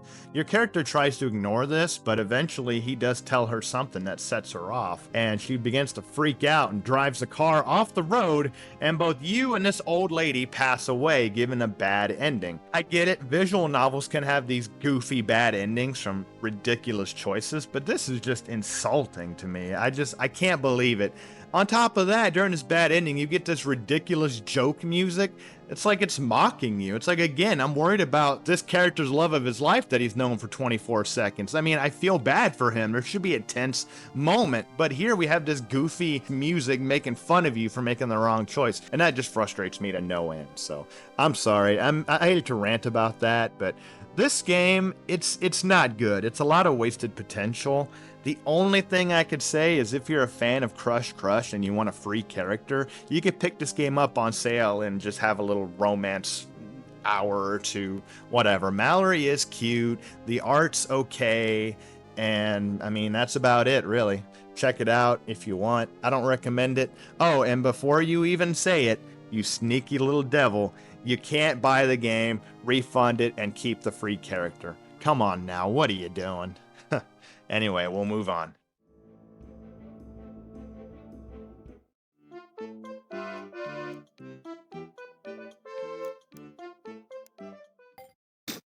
Here we go!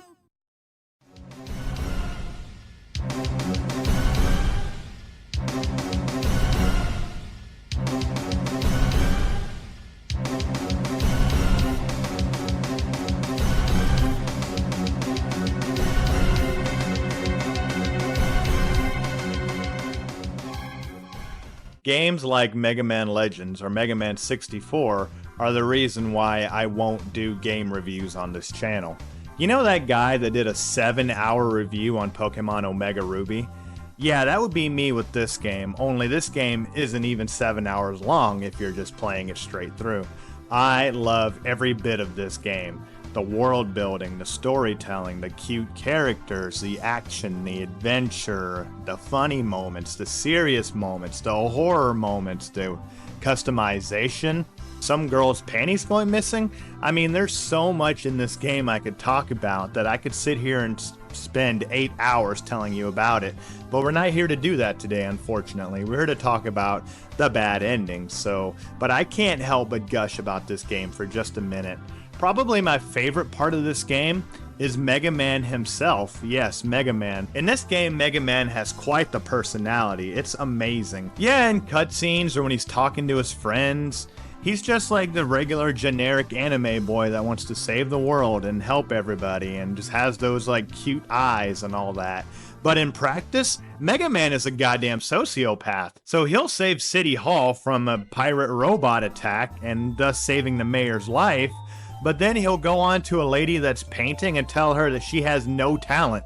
And when the lady asks, "Did you just say that?" you can say, "Yeah, I said that. I said you had no talent, bitch." Yeah, he'll rescue the police when they're under siege by tanks. But then later on, when the bank is being robbed, he'll go and save the day and then keep the money for himself. But then he'll use some of that money to help a girl that can't walk to get the medical treatment to walk again. When someone in town loses their life savings, Mega Man will help him find it, give it back to him, and when the man offers some of the money as a reward, Mega Man will say to keep it, he doesn't need it.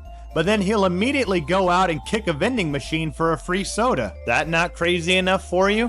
Well, how about this? He'll spend time with his adopted family, hanging out with them or chatting with them or giving them gifts. But then when he walks in on his surrogate little sister changing, he'll leave and then do a fist pump in the air like, yeah, Mega Man, you dog. I love this game so much, man. I love the personality of it. But again, we're not here to discuss the game, do a review of it. We're supposed to be talking about the bad endings. I know I'm being bad right now because I just want to talk about games I like and dislike. But there are 3 bad endings in this game. I don't have to spoil the story to tell you all about them. I say 3, but there's one that I want your help on because one is, I'm not sure it exists. In fact, I'm starting to think it doesn't, but we'll get into it. Give you some background on these characters. This game stars Mega Man Volnut, a new Mega Man in the series for his 3D appearance, and he's got his surrogate family, Professor Barrel, Roll, and Data, who all travel around with him as they explore this world that's supposedly flooded, going from island to island to dig up treasures of the old world. Mega Man himself is a force to be reckoned with, and everybody around him knows that, but not a lot of people are aware just how powerful he really is. Even Mega Man. At the beginning of this game, Mega Man and Co. have some ship problems and they're forced to crash land on an island known as Catalogs. This crash landing gets the island's inhabitants riled up and they come to investigate almost immediately. Mega Man is then forced to go into town to try to find ship parts in order to repair the ship, but not soon after they arrive, pirates are on their way to take over the island as well. These pirates are the antagonists of the game, at least until we get to the final boss. They are the Bond family. Bond, Tron, and Teasel. Tron in particular is just absolute waifu. Back when I was a young man and I played this game, she was probably my original 2D girl. She's just great. Canonically, she has a thing for Mega Man. It should have been me, not him! It's not fair! Now, despite this, the Bond family is more of a comic relief villains in the game. They're kind of funny, but also they're extremely dangerous. In fact, if Mega Man wasn't here on the island whenever they showed up, it's very likely they would have completely taken over, as the police force has no way to deal with them. Now, all the bad endings in this game revolve around the Bond family. The first one, like I said, I need your help with. I'm having a Mandela effect / haunted farming game moment in that I swear this is real. So, one of the earlier missions in the game, you have to defend City Hall from the Bond family and their robots. Their robots are specifically going after the mayor to terrorize her to get what they want out of her, and you're told to defend City Hall, and specific robots would attack City Hall. So when they do, City Hall starts to burn down, and you even get warned about how bad the situation is as you let the robots attack it. But there's not a game over state. I couldn't replicate it. I saw it as a kid. I promise you I did. But no matter what I did, they wouldn't destroy it. I tried it on the PlayStation version, I tried it on the 64, I tried it on hard mode, I tried just waiting around, I tried everything, but I could not prove that this bad ending exists. I probably just dreamed it up or something. If you've played this game, let me know. Does this real? Have you seen this? Do you remember this? But for now, I couldn't prove it, so we'll move on. The next bad ending has you fighting on the water. You see, you're supposed to go to an island to investigate some ruins there, but the Bond family jump you on your way there. They attack your ship with their ships and their giant robots, and you need to defend the ship this time, and not Mega Man specifically. If you let the ship take too much damage, the ship will unfortunately go down with you rolling data on it, and you'll get a game over screen.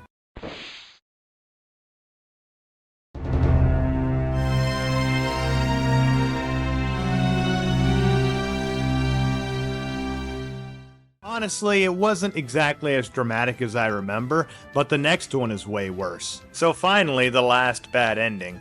This time, you have to go to a ruin that you have to use the ship to get to fly to. And this time, the Bond family decides, well, rather than ambush you first, we'll wait till you get whatever's in there, and then we'll ambush you later. So as you're leaving, as you're presumably worn out from the stress of the mission you were just on, as you're flying, they attack you with their flagship, their giant mothership, I guess, and you have to defend your ship and Mega Man this time. There's 2 separate health bars, and this can get very chaotic. And it's a 3-stage boss battle. They are tenacious. Once you get to the 3rd stage, however, the Bonds are pretty much on their last leg, but they throw everything they have at you. It's dramatic, it's action-packed, it's difficult. And like I said, you have to not only defend Mega Man, but defend the ship. So there might be a situation where you're running out of health and you have to dodge an attack, but the ship will take it. Or vice versa, you'll have to get in the way of an attack to save the ship. It's pretty crazy and pretty cool, but honestly not that difficult if you know what you're doing. Unfortunately though, if you let the ship take too much damage, the ship will crash and you'll get a game over screen. It's a lot more dramatic this time, and your entire family along with Mega Man fall to the pirates and you get a game over. So those are the bad endings that I saw in this game. Is there any more? Do you have any proof of the first one? Let me know, because like I'm telling you, I remember it, but then again, that was over 20 years ago, so who knows. I just love this game. Thank y'all for letting me gush about it. I know we're talking about bad endings here, but I got a chance to kind of gush a little bit. If you want to hear my 6-hour-long video reviewing this game, leave a comment and let me know, and maybe one day I'll do it. Anyway, y'all, thank you. We're going down! Everyone, abandon ship!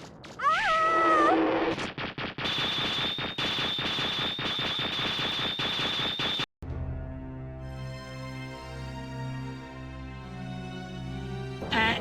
You blew it, schmuck. Alrighty, so it's collaborator time. As I mentioned in the beginning of the video, going forward I'd like to have a collaborator on each of these new entries, starting with Cold Toku here, who commented first on my last video, and I reached out and he agreed to do a bad ending of his choice. So he's just getting started, he's got less than 10 subscribers, so I hope you'll support him as he gets better. He has ambition, he has drive, and he's a really nice guy. Check him out. Now I want to get some housekeeping out of the way, obviously. We're here to talk about gaming, and so anybody's opinions I collaborate with are not my own opinion and vice versa. So if you decide to cancel me years down the road, please don't go after anybody I work with, and vice versa. But anyway, that should go without saying. Take it away, Cold Toku. Thank you, Red Shell Man. Now let's talk about some bad endings. In the flip side, you play as Jekka, the best friend of the protagonist from the first game, the Kool. So the plot of the game is that Jekka's parents got a divorce and she has to look for a job, and her dad's a abusive dick. There are 5 routes that lead to like 5 endings. So Jeffrey, the nerd stereotype that jacks off to Jack and Daxter and knows all of McDonald lore. So as Jekka, you have 2 options: tell him to be normal and fuck off, or just do it anyway. Which leads to another route where Nicole finds out and she wants to be a quote-unquote foot whore with you. So as Jekka, you have 2 options. You could say, yes or no, which leads to like 2 different endings. So the no route where Jekka continues stepping on people. So she gets stressed out, but when her clients come to her house, bugging her about stepping on them. But when she opens the door, she hears strange noises coming from her dad's room. And when she opens the door, it turns out Nicole betrayed Jekka by stepping on her dad's face. So getting all stressed out with nowhere to turn to, Jekka gets stressed out and she offs herself by taking pills and overdosing. It's sad. For the second ending, if you let Nicole join you, Nicole manipulates Jeffrey and gets Jeffrey to overdose, and Jekka freaks out and she wants to call like 911, but Nicole won't let her do that because they'll get in trouble, so they just leave and they spy on his funeral. Though Jekka is just sad that Jeffrey won't be able to pay her anymore. Can you sound any more boring than interesting? I'm just gonna ignore that piece of shit. So the third route where Jekka gets a job at FYE, her and Kelly. So their counselor is the boss and makes them go all over town for like their paycheck. And then they encounter let's just say, a disgusting warehouse where their counselor runs into them and shoots Kelly. And then the counselor gets shot by a FBI agent, and then the FBI agent says that Jekka knows too much, and then the FBI sells her to the Taliban as a sex slave, which is just awful. Another ending where she like drives home drunk because she's afraid of getting like bad stuff happening to her. So when her and Nicole drive back home, they accidentally crash into Ari, which Jekka just gets her license taken away, and poor Ari, man. She got a job for Domino's and she died in a car crash. Sad. And the, I think, canon ending where... So the fifth route where she dates Mr. Katz to like pass her classes. She gets a little stressed and makes a mistake of telling Mr. Ames, which she obviously reports it, and Mr. Katz gets arrested, and Jekka's dad finds out and gets mad and wants to beat her. So Jekka runs off to Nicole, which surprise, she hanged herself, which was one of the endings from the first game, and it's just sad. It's just fucked up. Jekka's all alone, and it's just all these endings are bad, and just a lot of bad shit happens to Jekka, and poor Jekka. It's just depressing. So yeah, Pinkham87 of Cold Toku. So I recommend playing this game or watching gameplay footage on YouTube and watch the anime. These games are fucked up, but they are pretty funny. Now, take it away, Red Shell Man!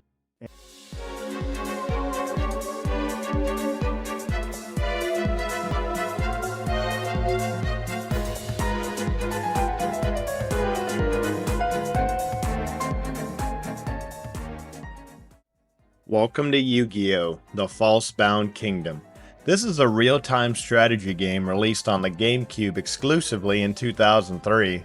What, you thought we were going to be dueling cards like in the show?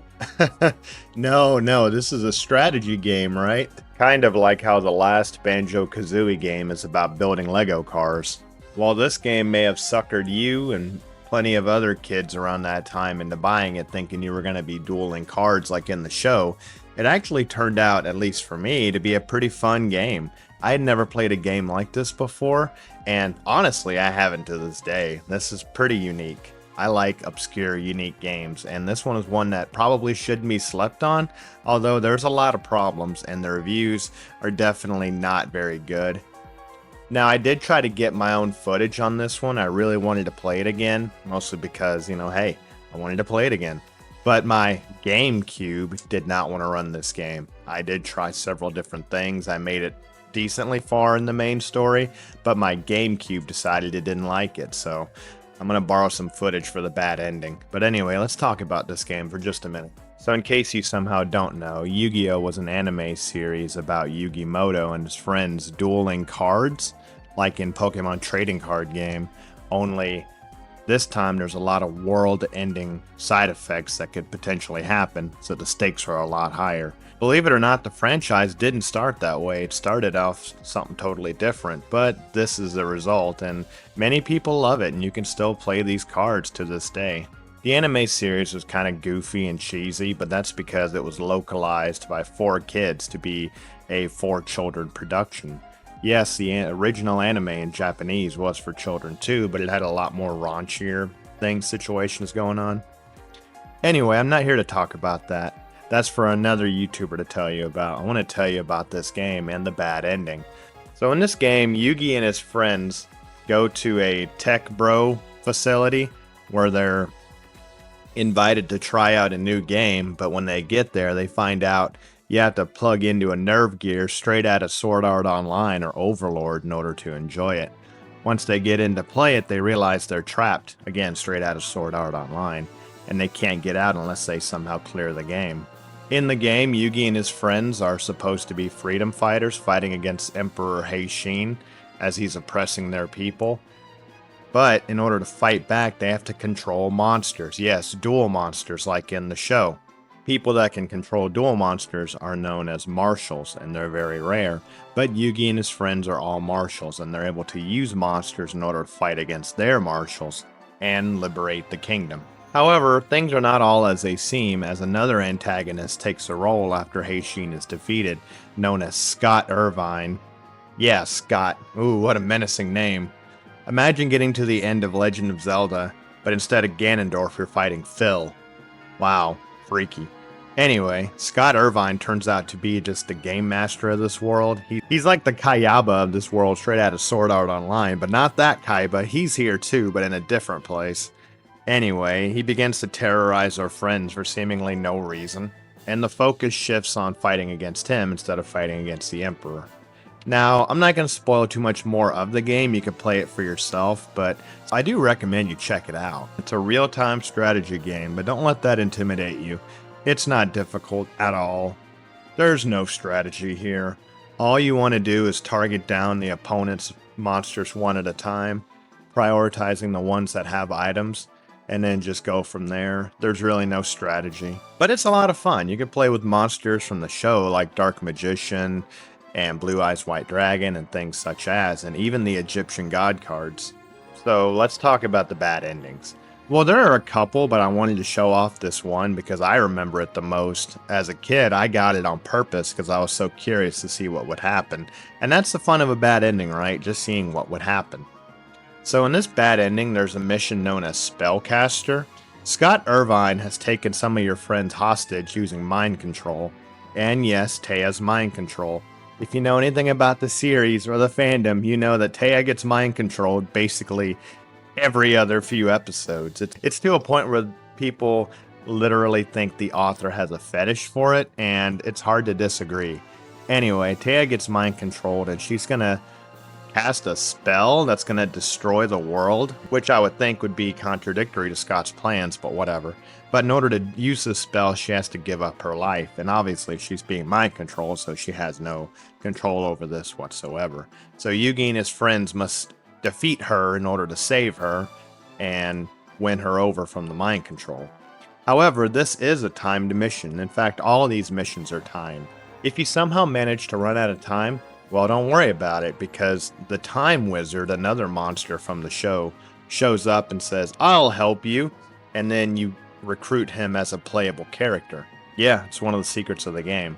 But for me, I wanted to see what would happen, and I ended up waiting even longer, and that sucked.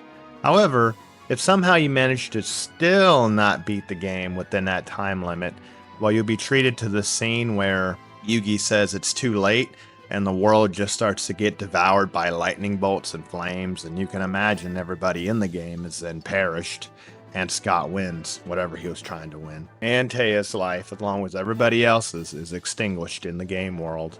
You know, I guess if Scott wanted to kill him, he could just, like, go outside of the game world when they're all asleep in the chair and just, like, I don't know, use a gun or something. But anyway, this game is a lot of fun. I don't want to give away too much more of the story. Check it out for yourself. I really liked it. Like I said, my GameCube was having problems, but you might can check it out for yourself. Maybe your GameCube will work it better. Now, unfortunately, it would be remiss of me not to mention the sad fate of the Yu-Gi-Oh creator, Kazuki Takahashi. In July of 2022, he was found floating off the coast of Okinawa, deceased.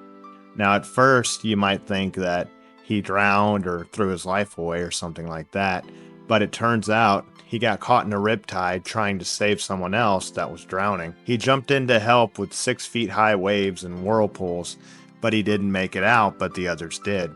So the creator of Yu-Gi-Oh! Is actually a hero, which is pretty cool, but unfortunately he's no longer with us, so rest in peace, sir. Thank you for a great series, and by extension, a pretty cool game. Anyway, let's move on.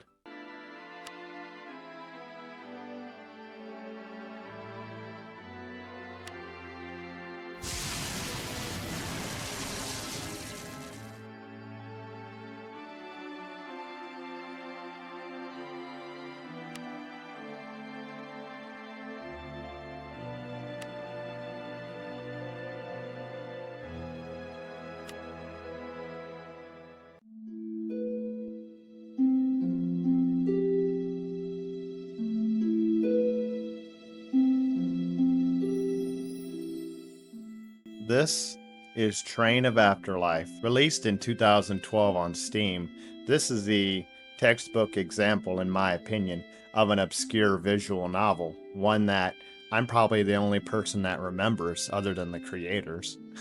While you can still buy it to this day, the creators have largely abandoned the platform. They haven't made a game in over 4 years.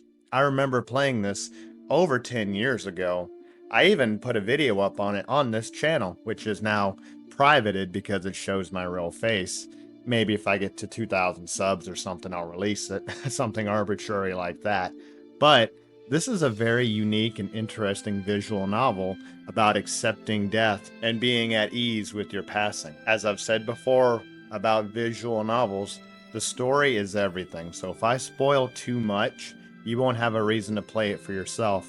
And while I don't think you might have played it anyway, I'm more of an advertiser than I am a reviewer, which is why I say I don't do reviews, so I want to be very careful with how I say things. But there are some bad endings in this game that stuck with me.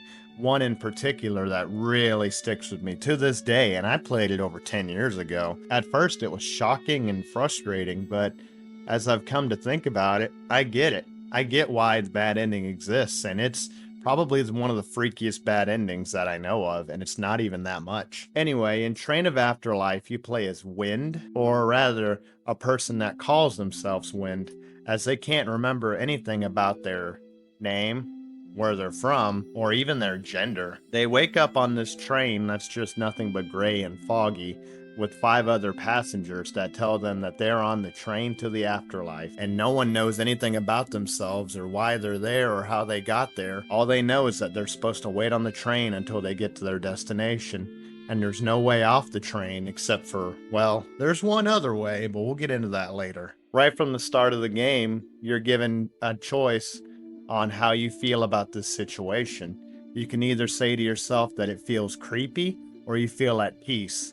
And this choice alone sets you on a path to which ending you're going to get, either a good ending or a bad ending. You see, the Train of Afterlife is about accepting reality, about moving forward. Everybody on this train realizes that there's no point in fighting or doing anything. They just sit around chatting and waiting till they reach their destination. No one on this train spends more than 12 hours at a time.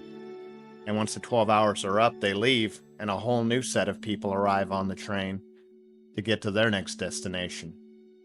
So they just pass the time by chatting and being at peace. There is one activity they can participate in, though, and that's tarot card readings. Now, you might say that's going to lead to a bad ending, but this is something you have to do in the game, so I don't think you're getting out of it. But the point of reading tarot cards is to get some fraction of memory from your past. And when you do this, when Wynn does this, they get some brief snippets of the life they used to have, but none of it's going to make sense until you play through the game 2 or 3 times. Especially out of context, it makes no sense at all. So as the game progresses, the music can either get more peaceful or it can get more creepy. And basically what's happening is the more your character accepts or rejects the situation they're in based on the choices they give, their dialogue options, can actually lead you down one of 2 separate paths. Of course, there are multiple endings. There's either a good ending or a bad ending, and the true endings exist in the good endings. Now, I don't want to spoil too much more for you because I do want you to check it out for yourself. I don't know why it's more expensive now than it was when I bought it way back in the day, but you know, whatever. I guess they're not making a lot of sales these days. Anyway, to get to one of the many bad endings in the game, you just have to basically reject the situation you're in.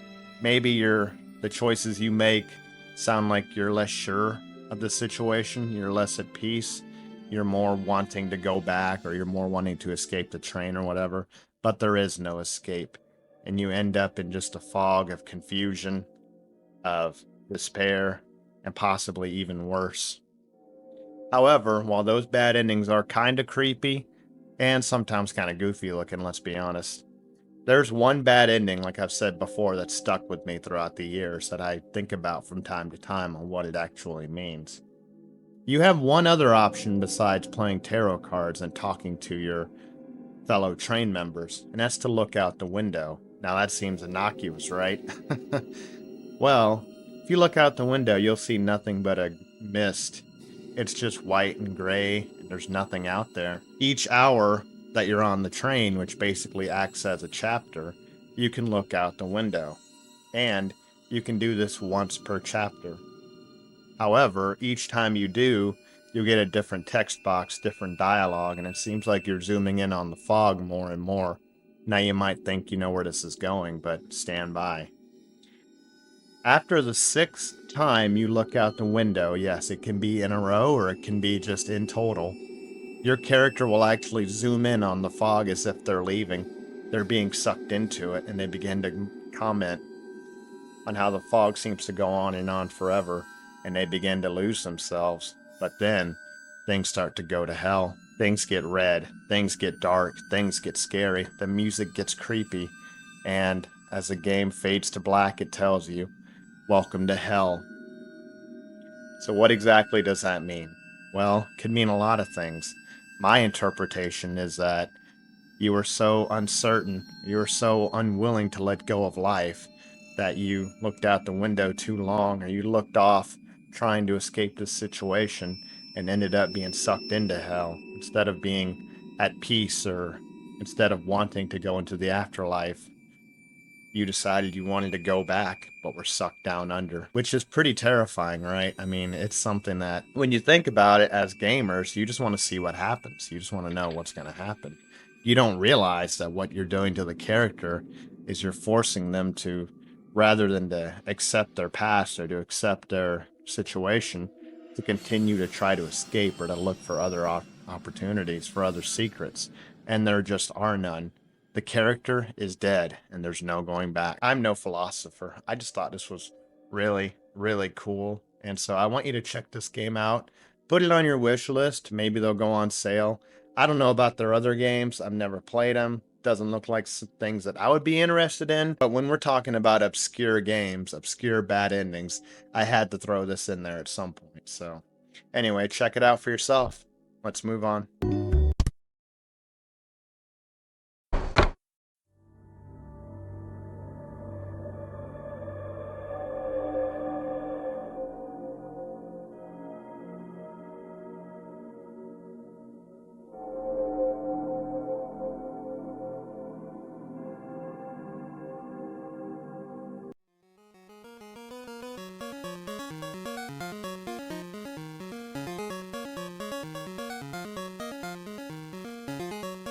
Kid Kool, released in 1990 in the US, is a game that actually is older than me, if you can believe that.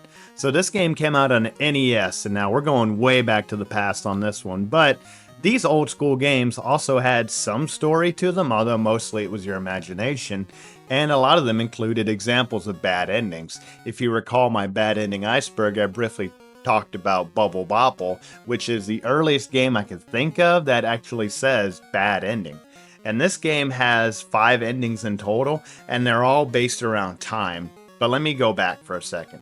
So you play as Kid Kool, this super cool kid that doesn't even spell his name right. He spells it with a K.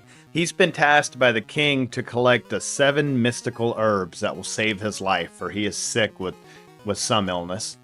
And Kid Kool runs off to save the day. And if you're like me, you immediately get a game over within 5 minutes. Yeah, this game is timed, although you can beat it in however long it takes you to beat it, but you'll get the worst ending, the bad ending, if you do it in over 3 hours. Now, I couldn't even survive 5 minutes. I'm sorry, these kind of old school NES games are tough as nails. They had to be. The game was so short, they had to ensure that you actually took your time playing it. But I grew up playing JRPGs, so more methodical, thought-driven, and strategy-driven games are my forte. So I did try to play it, I promise you, but it's tough. Kool has this weird ice mechanic, if you know what I mean, where he doesn't stop running whenever you tell him to stop. He keeps sliding, and that's on everything, and that's super annoying. The jumps are difficult. I'm not here to review the game. We're here to talk about the bad endings. But there really isn't much to talk about with the story, and I don't think you'll mind if I spoil a 35-year-old game, will you? Yeah, you might, but oh well. Anyway, in this game, you have to defeat bosses, fight enemies, find the 7 herbs, and return to the king in enough time. If you beat the game in under an hour 40 minutes, the king will actually be like, wow, I can't believe you did it so fast. That blew my mind. You give the king the herbs, and he rewards you with just as much treasure as he possibly can. He gives you a bunch of gold. He says you'll be the next king one day. And then he presents you with his daughter. Yes, the princess. All she says is, hello. Which is kind of dark, isn't it? It's like, hey, lady, you've just been sold as a marriage candidate. And she's like, okay, I guess I'll just go get in the bedroom now. It's kind of dark, right? If you can manage to beat this game at all, I'd say you deserve to be rewarded. Kool deserves to be rewarded. Well, let's talk about the bad endings. So there's 2 I'm going to talk about. The first one comes right off the bat. If you get a game over, you have 3 lives in this game, and if you lose all 3 lives, you get a game over. The king is shown talking to his attendant, whatever the hell he is, or whatever the hell he's wearing, and he tells him, oh, hey, king, Kool has died. And then King says, oh man, that sucks. I mean, it's kind of dark, right? A character dying in an early Nintendo game, just, he died, right? It reminds me of that game over screen in Friday the 13th.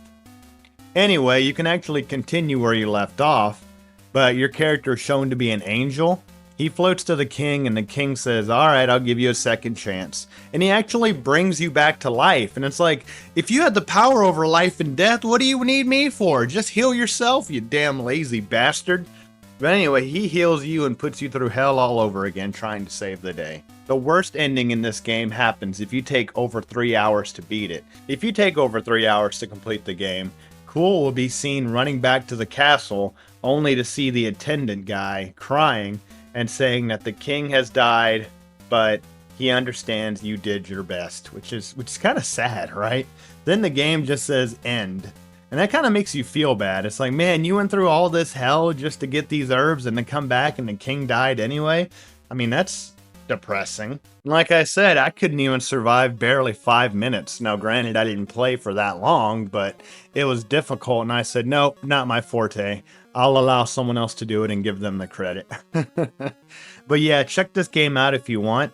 I played it on my NES, and I don't know, it's not my thing. It might be fun for you. You might check it out if you love a difficult challenge. But anyway, Kid Kool, one of the earliest examples of games going terribly wrong if you screw up. Anyway, let's move on.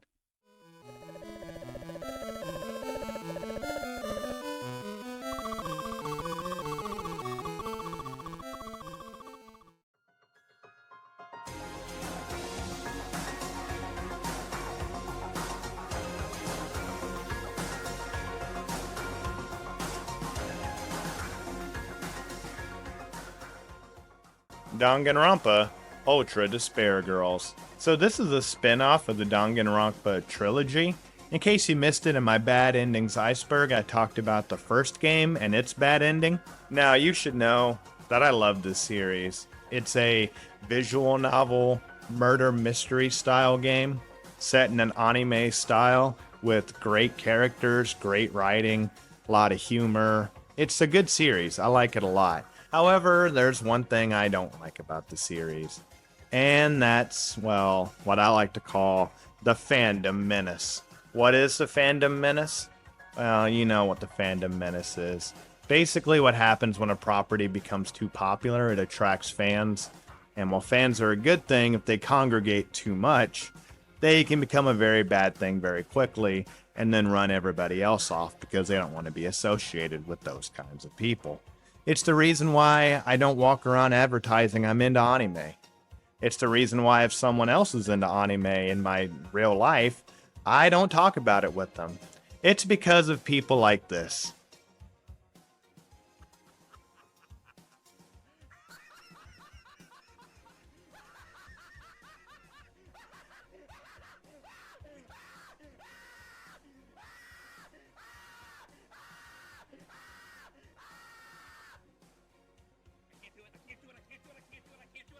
I'm sorry to subject you to that. And yes, that is just one extreme example. But you know what I'm talking about. If you've been an anime fan as long as I have, you see the changes. You see the way people react to it now. It's just become absurd. In my opinion, fictional characters are fictional. And as such, our real-world laws, moralities, and rules just don't apply to them. Obviously, there's cases in which the line gets crossed, but in those situations, I just choose not to engage. I don't want it destroyed, banned, or anything like that. I just recognize it being a bad thing, but I don't think it's real.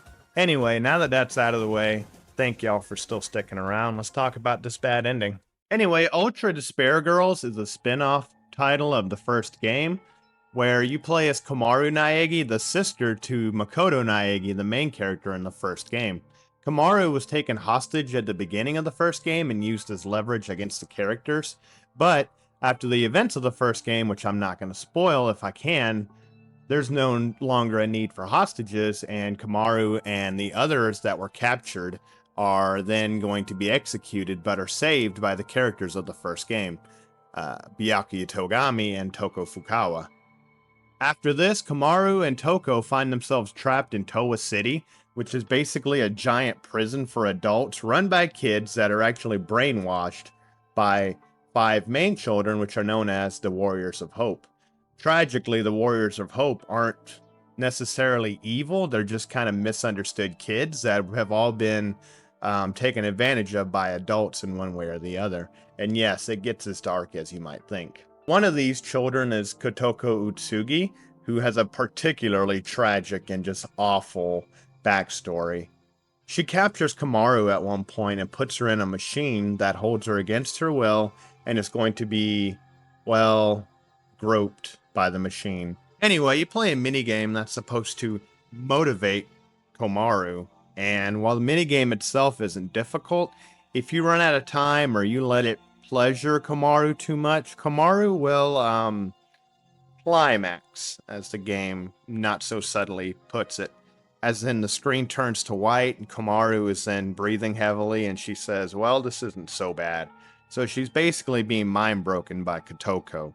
What's really dark about this is that Kotoko is just mimicking what's happened to her, and she's really young. So this is why I gave that speech earlier about fictional characters. I mean, this is horrible, but again, this is a story. This is a bad, tragic story.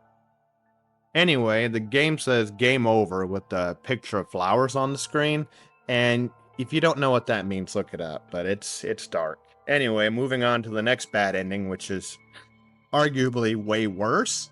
When you get to the end of the game, Toko and Komaru fight their way to the final child that's in control here, and Komaru finds a tablet. The tablet is supposed to stop the brainwashing of the children and basically set the adults free of the city. She has the choice to break the tablet or not, and it seems like the answer is to break it, obviously, to save the day. But if Komaru breaks the tablet, the city erupts in explosions. You see, what's happening here is the children that are in control of this city are wearing mind control helmets, and the explosions are the helmets exploding, so you can only imagine. Yeah, this is really dark, and this is the wrong outcome of the game. So I'm sorry to spoil that for you, but yeah, don't do that. This is an example of a bad ending you don't want to see happen. So I don't want to spoil anything for you. I like it a lot. That's why you're seeing these clips over and over again, so I don't show too much. Anyway, check the game out for yourself. Don't let the fandom ruin it for you. Don't let my opinion ruin it for you. Don't let anybody's opinion ruin it for you. Check it out for yourself. It deserves to be played. Anyway, with that, let's move on. What I saw after that was fireworks. Fireworks heralding me as a savior. Yeah, a savior. The savior of Toa City. It's all thanks to me.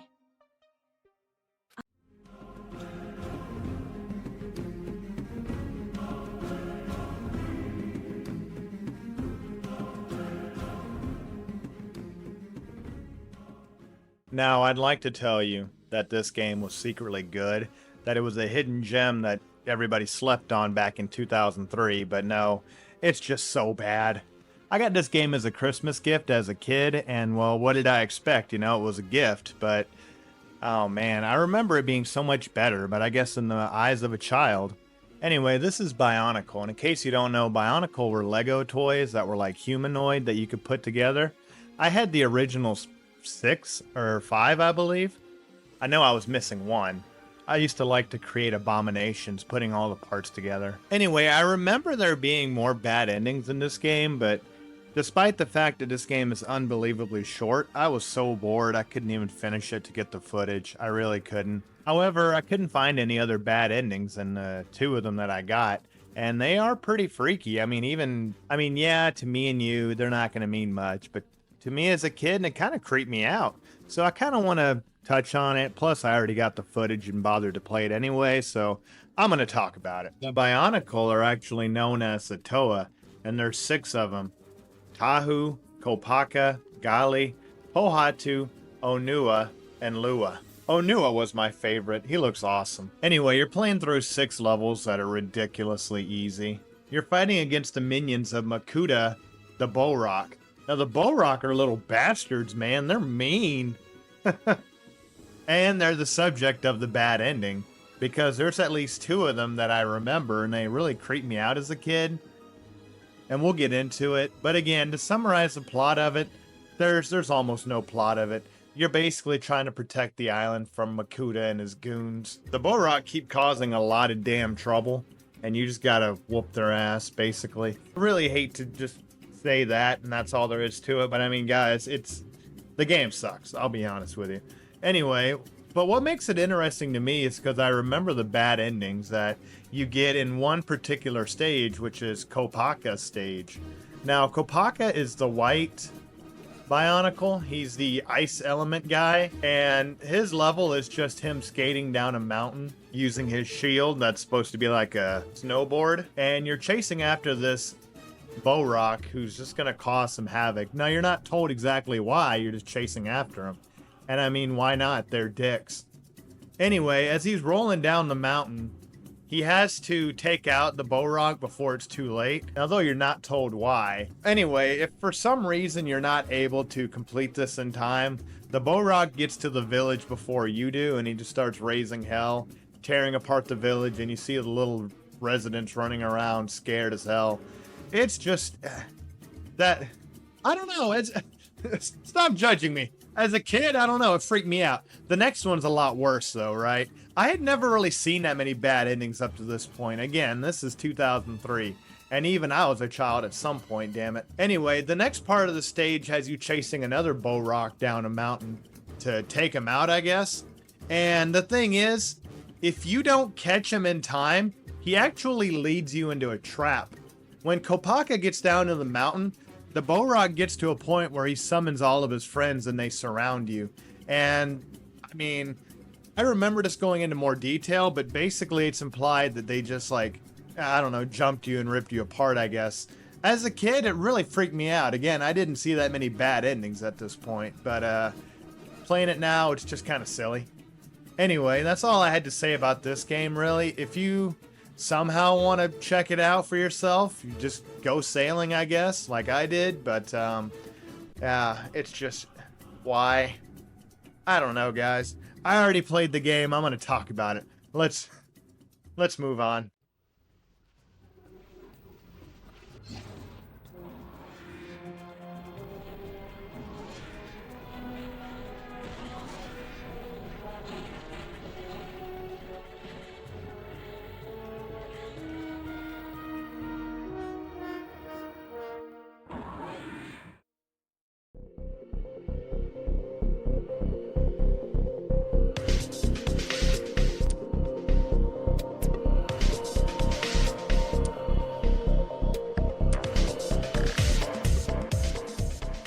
I had no idea what I was getting into when I decided to cover Tekken 5.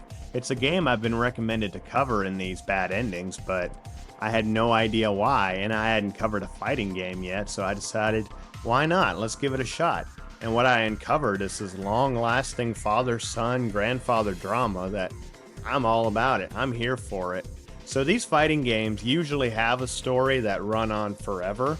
They're interchangeable with the characters, but there's usually one theme, and the theme in this game is the Mishima family and their struggles to combat their demonic urges.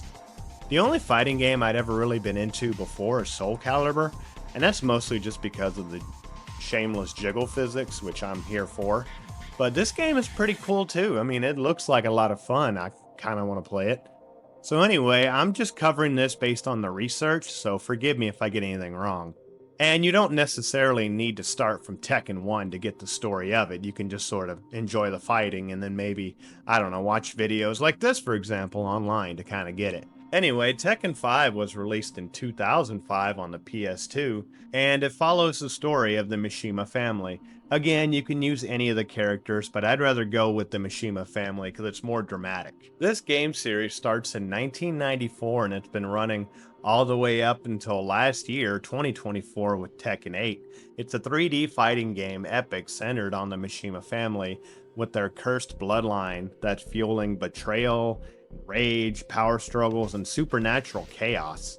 Yeah, it's like kung fu movies mixed with a sci-fi twist. It's pretty neat.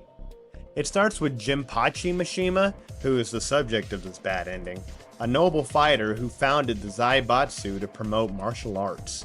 His son, Heihachi Mishima, who's just, well, kind of a dick, and who betrayed Jinpachi, and his son Kazuya whenever he threw him off a mountain, but survived, and then Kazuya's son Jin, who also carries this devil gene, and the four of them have been kind of locked in a power struggle.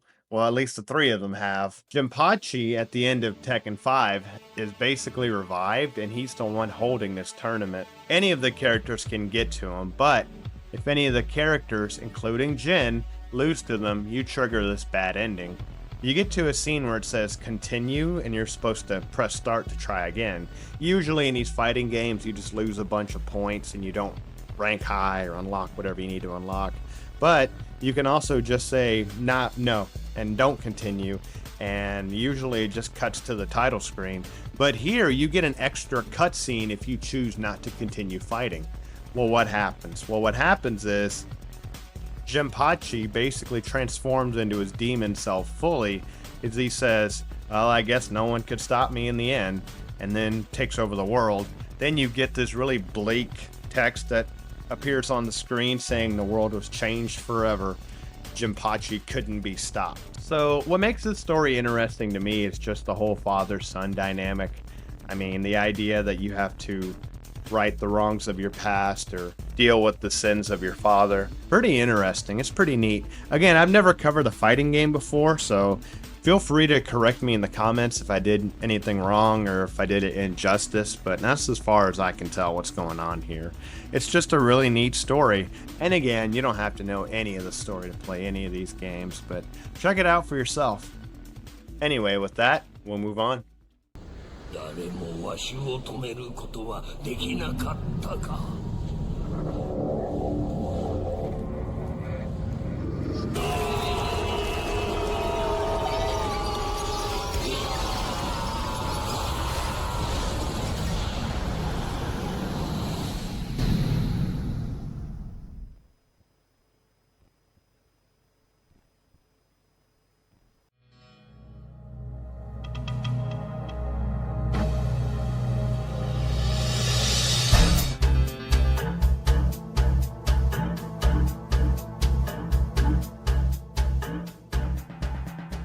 So I wanted to tackle more obscure games in this series, and this definitely fits the bill. This game just looks awesome, I want to say, because it just looks so goofy and silly, but at the same time, you know, when it was released in 1997, it probably looked badass. But this is a point-and-click adventure, mystery, puzzle-solving game. There's no health bar or anything, so when you make a mistake, it just shows the worst possible outcome. And it gets pretty gory. I mean, I really think this game is just hilarious looking.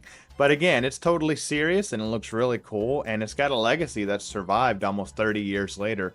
So let's talk about it for a bit. So this game was released in '97 by Smoking Car Productions for PC. And it starts off in July of 1914, right before World War I, which is interesting. You don't see games that talk about World War I too often. You play as Robert Cath, a 30-year-old American doctor on the run from cops for some shady nonsense in Ireland. Now, your friend Tyler Whitney cables you to meet him on the Orient Express. I suppose he's gonna smuggle you out of the country, but when you get there, you find out that Tyler's dead in his compartment, sliced up with a Russian scroll and a weird golden egg called the Firebird nearby. So you immediately hide the body to avoid a murder rap, and pose as Tyler, digging into what he was up to. This train's a hot mess of 30-ish characters, each with their own schemes. Spies, lovers, killers, all moving in real time like a soap opera. You eavesdrop, steal, fight, and puzzle your way through with choices shaping the story. So it's kind of like the Polar Express mixed with Indiana Jones. It's pretty cool. So Tyler was neck deep in some deal selling the Firebird. It's a Fabergé egg that turns into a robot for some reason. Check it out for yourself. But he was selling it to a creepy prince named Kronos for gold, and he was going to use that gold to buy guns from a German. Yeah, it gets complicated. And this whole thing could spark war, and you're trying to clean it up. You find clues like a bloody coat, a Russian poem, and dodge conductors that are investigating, all while snooping. So you meet the characters like Anna Wolf, a gorgeous Austrian violinist, Alexei Dolnikov, a Russian anarchist with a bomb fetish, Tatiana Oblinskaya, a shy noble with their sick grandfather, Count Vasil, Milos, Sophie, I mean, there's just a lot. There's a lot going on here, so it's really cool. I recommend you check it out for yourself. You can play this game. It's on Steam right now. The Firebird itself is a death machine. I've already mentioned it earlier. It turns into a robot bird for some reason. Now, Tyler's deal was going to arm the Black Hand, who's tied to the real-life assassination attempt of Franz Ferdinand. Yeah, seriously. World War I's fuse. Anna's spying for Austria, Kronos wants the egg's power, and Alexei's planning to blow the train up to kill Vasil. You're juggling defusing a bomb, stealing gold, and cracking the Firebird's code using jewels and music. It hits the fan near Constantinople when the Black Hand hijacks the train, Milos and his crew shooting up the place. You fight on the train's roof, having a sword fight of all things, while Anna and the others pick sides. You grab the Firebird, trade it or ditch it, and defuse Alexei's bomb. Now the choices pile up. You can save Tatiana, betray Kronos, trust Anna. Either way, the train's just headed for disaster unless you intervene. Now there's multiple bad endings here, I've already said that. Most of them involve you just screwing up, but the worst of them is probably if you fail to disarm the bomb by 11 o'clock, or lose to his crew in the hijack, then you're screwed. The bomb goes off, the Black Hand takes over. There's a cutscene showing the train exploding over a river, which is just unbelievable. You can also just flat out get arrested and accused of murder. You can also harass one of the passengers and just have the conductor throw you off the train. You can pull the emergency brake for just no reason and the game ends. And of course, if you lose in a knife fight, you get stabbed and you die. And while these probably are the least interesting, they're also the most gory. Like when I first saw it, I was like, oh my God, because it looks so goofy, but then you have this guy covered in blood. It's absolutely insane. Anyway, this is great. I love games like this. I love obscure games like this. Check it out for yourself. Like I said, you can play it on Steam right now or watch a Let's Play of it like this one right here from Nintendo Complete. Anyway, with that, let's move on. The way these chaps can manage to make something quite deadly out of nothing at all. Speaking of which, you didn't happen to find the dynamite, did you? Dynamite? What dynamite?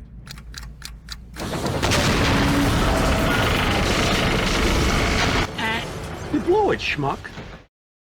Alrighty, that should hold you over for a while. If you like the series, please hit the like button and subscribe. But most importantly, if you disliked it, leave a dislike, but then let me know why you disliked it so I can earn your subscription in the future. I'm probably going to take a break from this series for a while, just because I want to focus on quirky icebergs and other gaming related content. But hey, if this video blows up, I'll give the people what they want. So thank you all so much for watching, and yeah, just take care. Thanks.